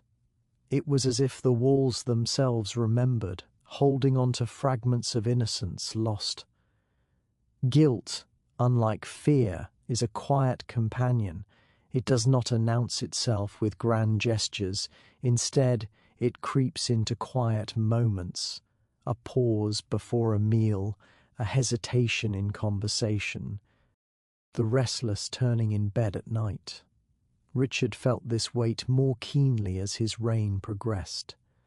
Every decision, no matter how pragmatic or necessary for the stability of his rule, was tinted by the memory of what had occurred in the tower. Courtiers sensed the tension, interpreting expressions and gestures, yet the truth remained locked within him, known only to the man and the stones that had borne witness. Even the celebrations and ceremonies that mark a king's authority could not erase the lingering sense of unease. At court, Richard carried himself with the grace and poise expected of a monarch, but the closeness of allies and the laughter of subjects could not penetrate the invisible shroud of remorse. He was acutely aware that every step forward was taken on the fragile ground of a past many would never forget, and some who never knew the full story still felt the tremor of unease. In a kingdom where loyalty was often transactional and trust precarious, guilt became a quiet personal chain, linking him to a history he could never undo. The historical accounts of Richard III are fraught with interpretation, blending fact and legend into a narrative that is often as much myth as reality. Yet what emerges clearly is the profound sense of weight he bore. The Tower, once a place where children played and schemes unfolded, became a symbol not only of authority but also of conscience. Every decision he made, every command issued, seemed to echo against the memories of those who had vanished within its walls. It is said that kings are remembered for their victories and defeats, their wisdom and folly, but Richard is remembered too for the quiet, inescapable burden of knowing that power can never fully absolve the choices it demands. History paints Richard III in stark contrasts: the brilliant strategist, the loyal brother, the determined king, and the man shadowed by guilt. These contradictions inhabit his story, creating a figure both human and enigmatic. In the Tower and across the realm, he navigated a world in which every action had consequence, and yet some consequences were beyond control. The absent voices of Edward and Richard, the young princes, were a silent testament to this truth, reminders that the weight of responsibility is inseparable from the cost of ambition. As the years wore on, Richard's conscience never fully rested. Even amid battles, political alliances, and the trappings of kingship, the silent companion of guilt remained. It was not loud, nor was it easily observed, but it shaped him in ways that cannot be measured by chronicles or annals. It lingered in quiet moments, in reflective glances at portraits, and in the echoing halls of palaces and the Tower alike. To carry the crown is to bear not only the power it confers, but also the history it demands one to confront. And in Richard's case, that history was heavy, persistent, and unyielding. The story of Richard III reminds us that kings are never merely rulers of men. They are keepers of choices and witnesses to the consequences that follow. In the stillness of the Tower, the weight of guilt is almost tangible, as if the stone itself absorbs and reflects it. And while history debates the man's character, one truth remains clear: the price of ambition is often counted in moments unseen, in silence, and in the quiet conscience of those who wield power. The corridors of the tower, ever watchful, seem to murmur of these truths still, ensuring that the memory of Richard III and the weight he carried endures, a cautionary echo through the ages. The Tudors arrived with a force that seemed unstoppable, their vision of order and control spreading through England like a carefully wound mechanism. Henry VII, emerging from the chaos of the Wars of the Roses, brought with him a determination to stabilize the kingdom. He understood that true power was not only in winning battles, but in building structures, systems, and influence that could endure beyond the lives of kings. Life under the Tudors began to feel like walking inside an immense engine, one whose every part moved with precise timing, shaping not just the land, but the people themselves. The Tower of London, already ancient and formidable, was drawn deeper into this network of control. It became more than a fortress. It became a living tool of authority. Prisoners were no longer only soldiers or traitors. They were symbols, examples, and warnings. The tower's walls absorbed the tension of power, holding it in a way that ordinary stone structures never could. Chains clinked quietly in the dungeons. Footsteps echoed in corridors where eyes unseen watched every movement, and whispered words carried consequences far beyond the imagination of those who spoke them. In this environment, fear was precise, calculated, and as real as the cold stone itself. Henry VIII, in particular, expanded this structure of authority with a meticulous hand. His court operated almost like a machine, each noble, adviser, and servant a cog whose role was necessary for the system to function. Loyalty was a currency measured with care, and even the most trusted allies were subject to scrutiny. The Tower received those who fell from favour, some accused of treason, some swept up by rumours, and some caught in circumstances beyond their control. Within its walls, decisions were not made in haste, but with careful consideration of the larger structure. Each execution, each interrogation, and each imprisonment fed the rhythm of power, reinforcing the sense that the Tudors' control was both inevitable and inescapable. It was not only the tower itself that enforced authority, but the network of perception the Tudors created. Stories travelled quickly, carried by travellers, merchants, and servants, reaching ears across towns and villages. The mention of a name, the disappearance of an ally, the sudden rise or fall of a noble, each ripple served to strengthen the system. People learned to measure their words and actions with care, knowing that the machine of power operated continuously, whether it was seen or not. Even obedience became a subtle form of participation in the Tudor order. The machinery of governance extended far beyond fear alone. The Tudors transformed law, religion, and social structure into elements of their system. Religious shifts were not simply spiritual decisions, they were strategic moves to consolidate authority, enforce loyalty, and keep potential opposition under observation. Dissolving monasteries, controlling the succession of power, and regulating trade and land ownership were all parts of the larger mechanism. Citizens, nobles, and clerics all became components of a system designed to function efficiently, whether they understood their roles or not.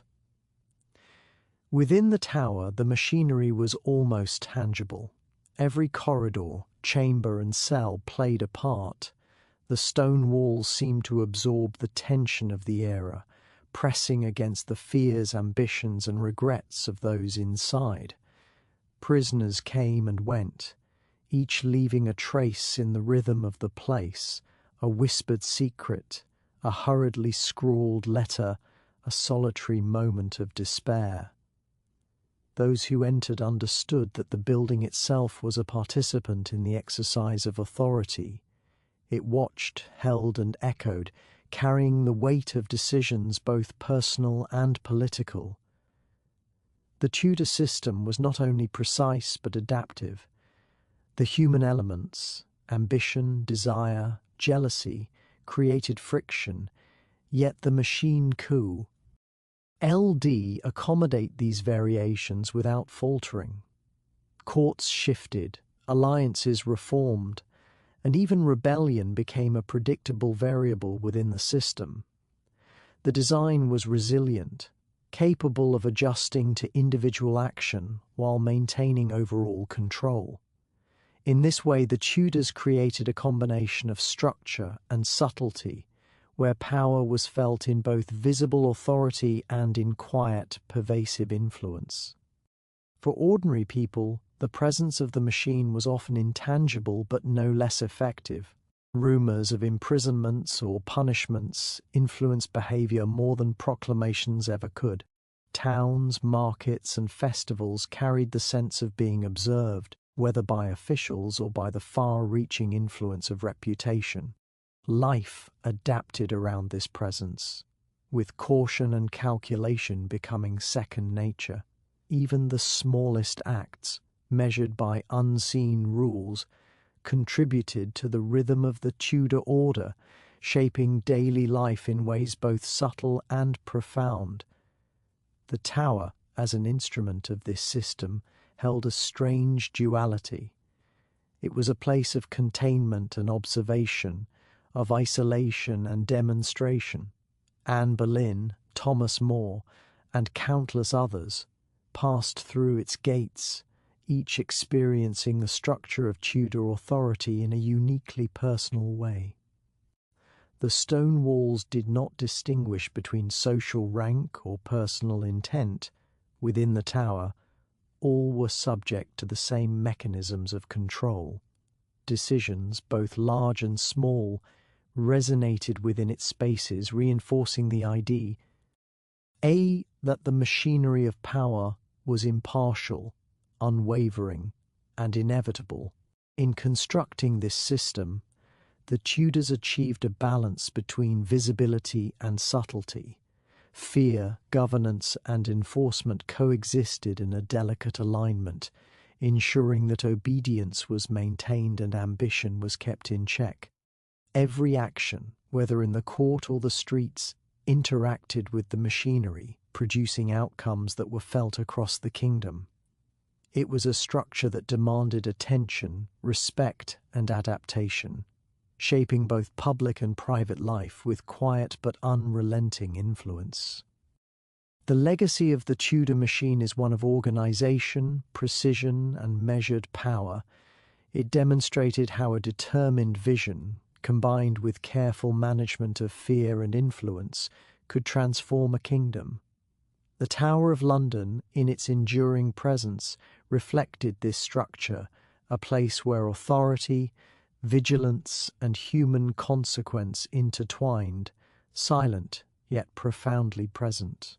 Within its walls, the rhythm of control continued, illustrating a system in which every detail mattered and every part, from stone to subject, was essential to the machine's operation. Anne Boleyn arrived at the Tower of London on a cool morning, her footsteps echoing softly against the ancient stone.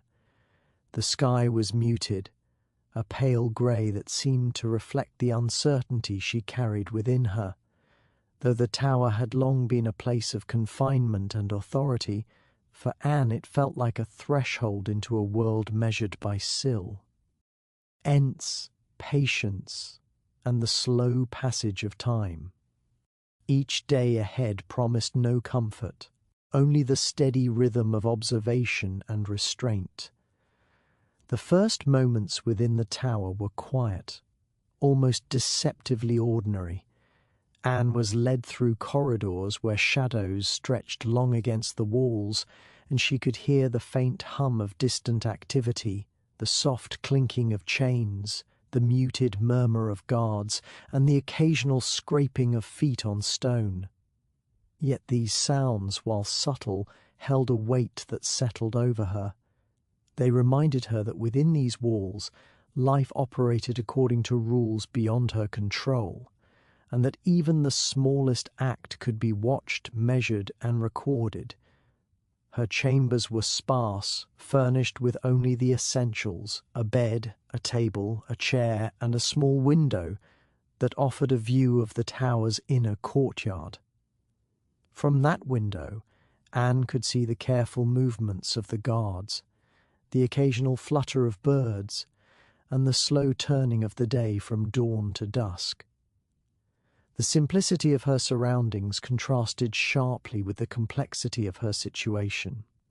Every hour was filled with a mixture of hope, fear, and quiet reflection, as she came to understand that the tower was not merely a building, but a mirror of power itself.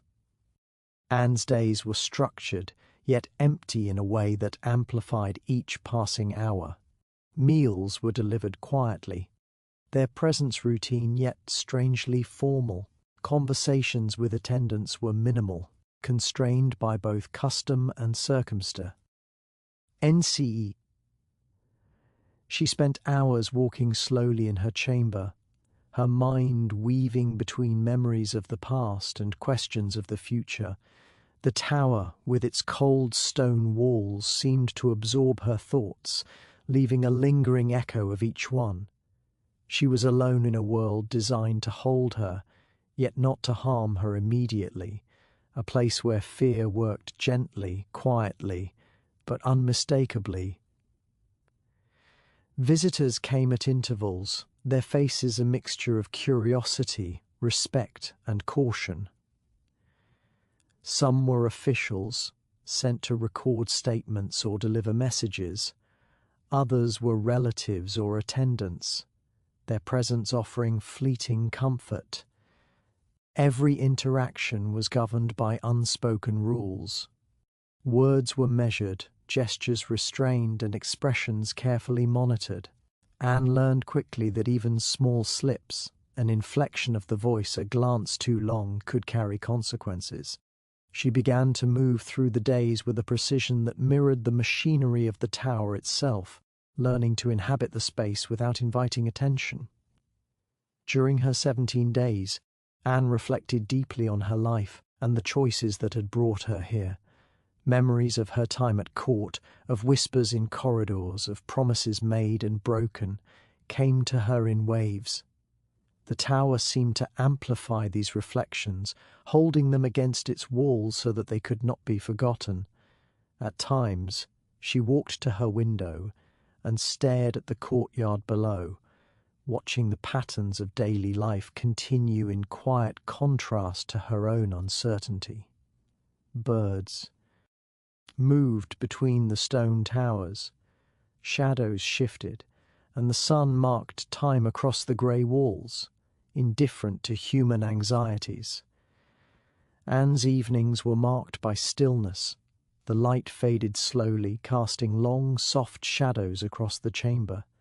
She often sat quietly, hands folded or resting on the table, listening to the muted sounds of the tower as they shifted from day to night. It was in these moments that she felt the full measure of the tower's presence, not threatening exactly, but insistent. It reminded her that life was both fragile and continuous, and that her own passage through this space was one moment in a much larger pattern of events. The solitude allowed Anne to examine herself in ways impossible amid the bustle of court life. She considered her desires, her ambitions, and the inevitability of her circumstances. The tower's walls, though confining, offered a clarity of thought.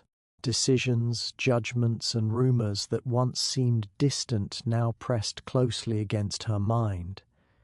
She understood that the power surrounding her was not in chaos but in its precision, the meticulous enforcement of rules, the careful observation of behavior, and the subtle shaping of outcomes without visible force. Throughout these 17 days, Anne maintained a composed demeanour. She moved with deliberate care, spoke with measured words, and received visitors with calm restraint.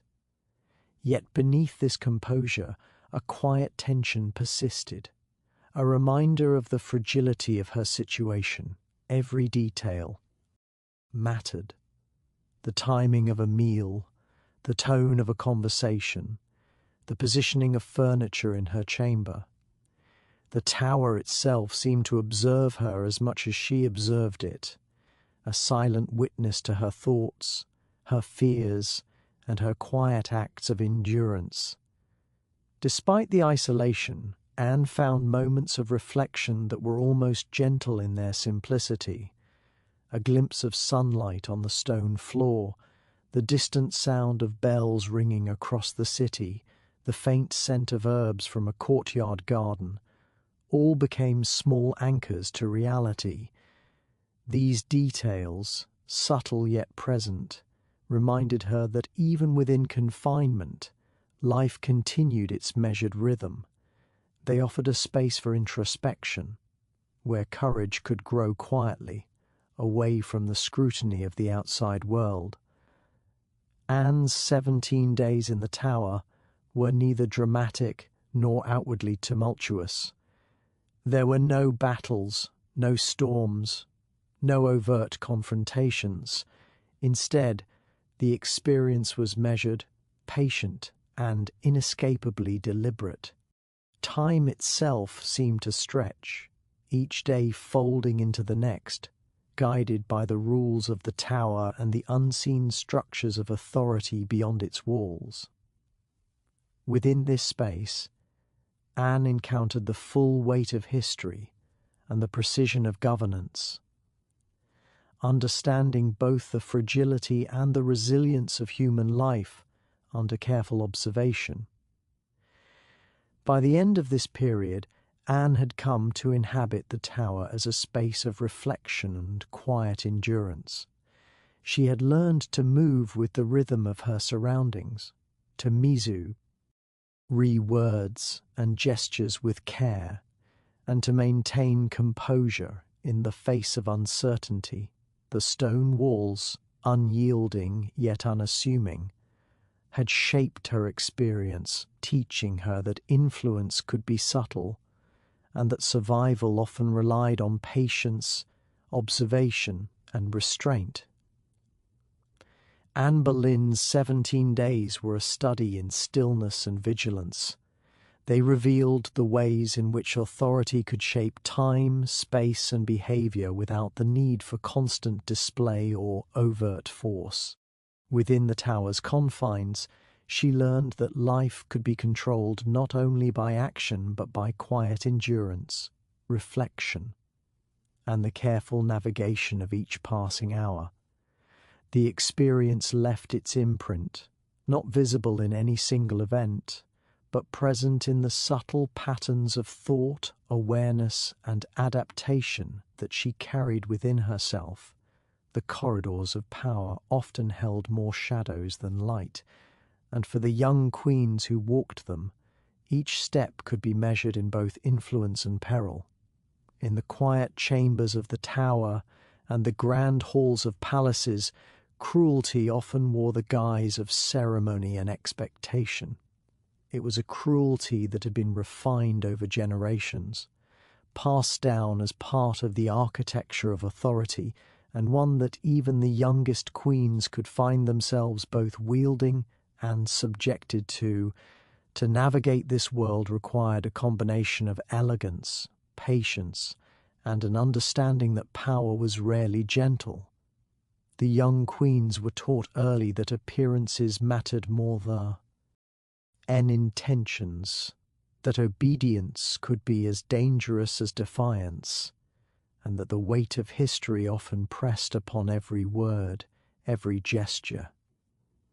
Within these lessons lay the subtle cruelty of tradition, the endless comparisons to predecessors, the unspoken demands of duty, and the ever-present pressure to act in ways that served the crown rather than the heart. Some queens approached their roles with a deliberate grace, using wit and observation to steer through the intricacies of court life.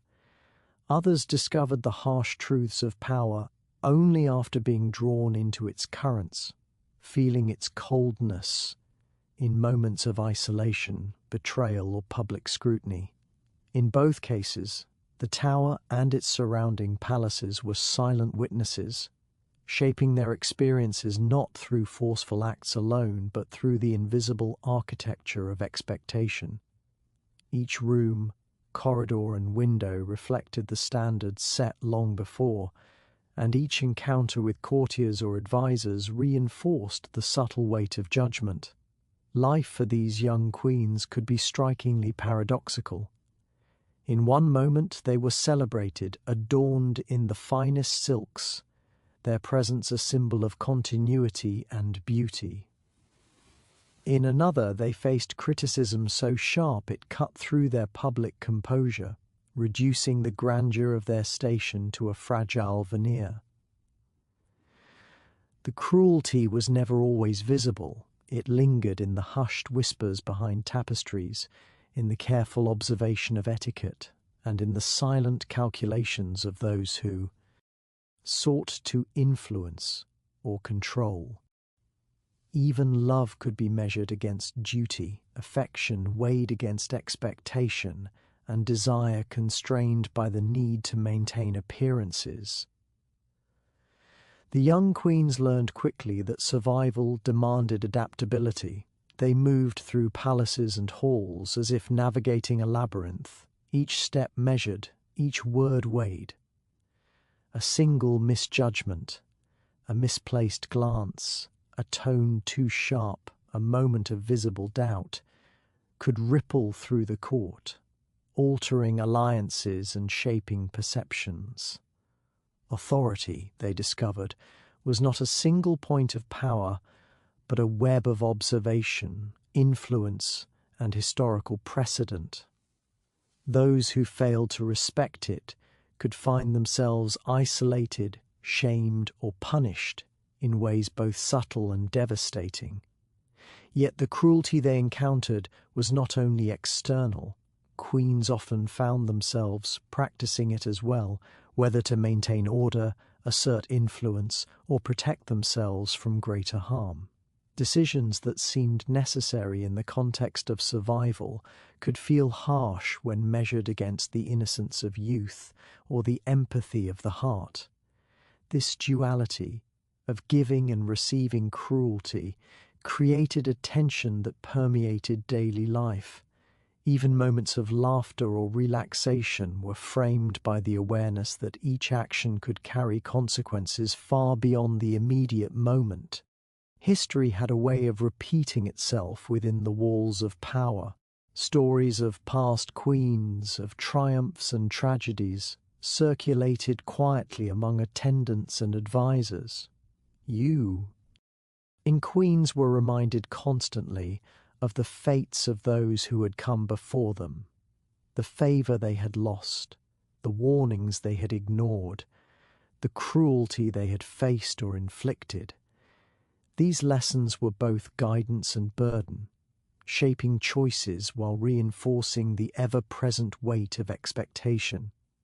Time and lineage became a mirror, reflecting the delicate balance of authority, patience, and survival that defined the role of a queen.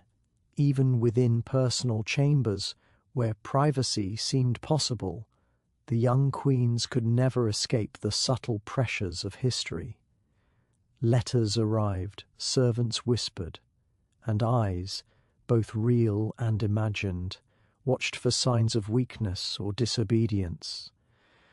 Moments of contemplation, once a luxury, became exercises in strategy.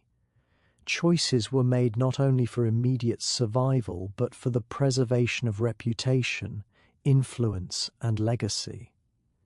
The corridors of power, though silent in their daily rhythm, contained an undercurrent of observation and anticipation that left little room for unguarded thought.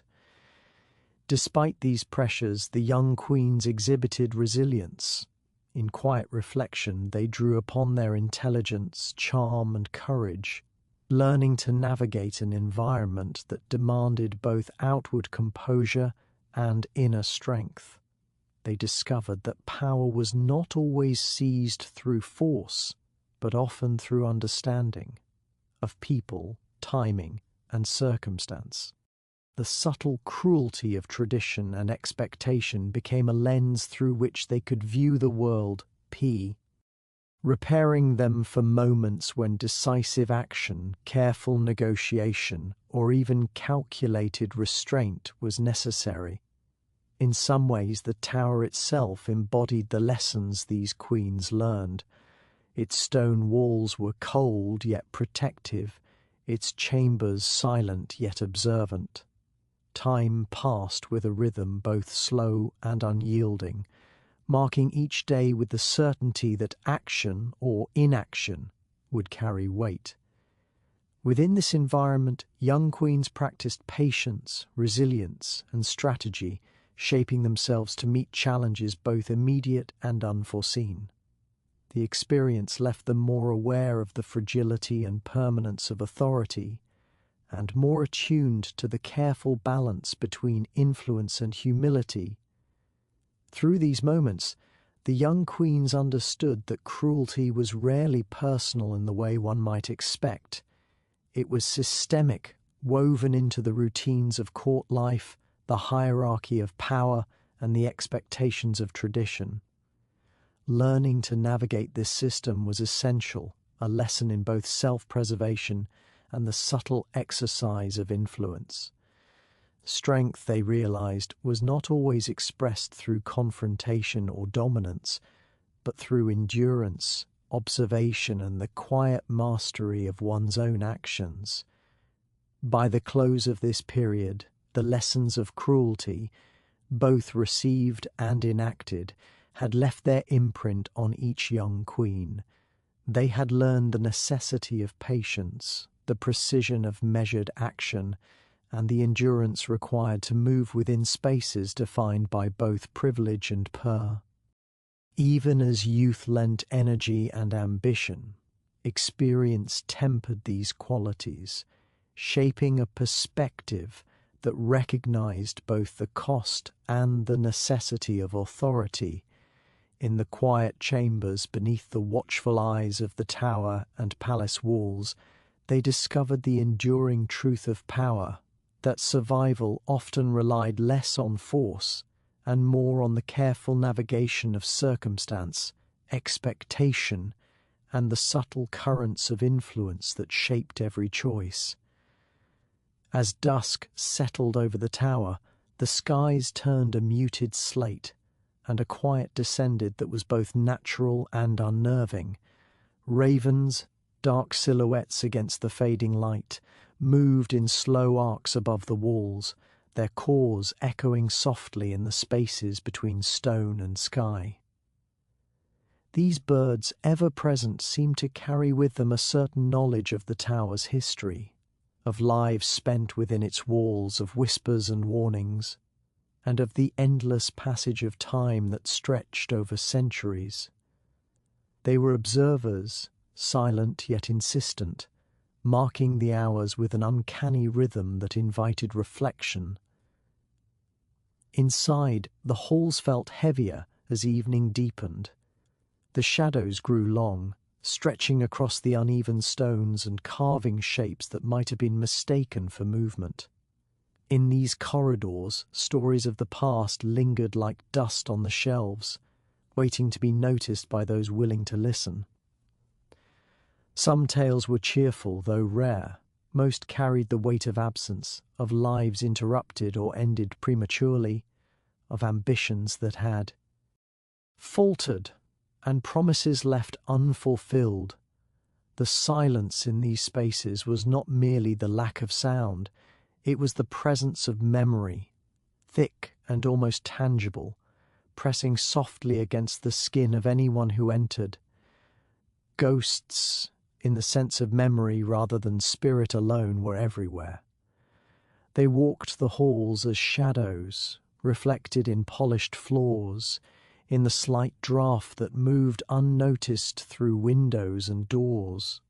Courtiers, soldiers, and those who had served within the tower's walls were long gone, yet their echoes persisted in gestures, in the careful arrangement of objects, and in the faint scent of candle wax mingled with cold stone.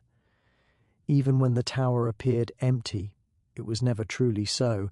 History had a way of embedding itself in the very structure, reminding all who remained that the past was not as distant as it seemed.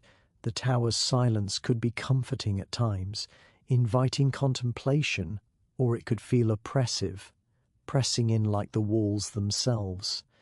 It was a silence that encouraged careful listening to the rustle of a curtain, to the soft footfalls along a corridor, to the distant flapping of wings above. Those attuned to it might even perceive the unspoken language of the place, the subtle warning of imbalance, the quiet insistence of memory, the gentle insistence that no one who entered could leave entirely unchanged. In this quiet, one could almost feel the presence of those who had walked these halls before, not as phantoms of terror, but as reminders of endurance, courage, and the fragility of life. Outside, the ravens continued their vigil. They settled on the battlements, black eyes glinting with reflection, observing the world below with an air of impartiality. These birds, often linked to omens in legend, were here simply as witnesses, impartial chroniclers of the tower's cycles of activity and stillness. They reminded the living that time moved on, that events passed, but that observation, silent and persistent, was eternal.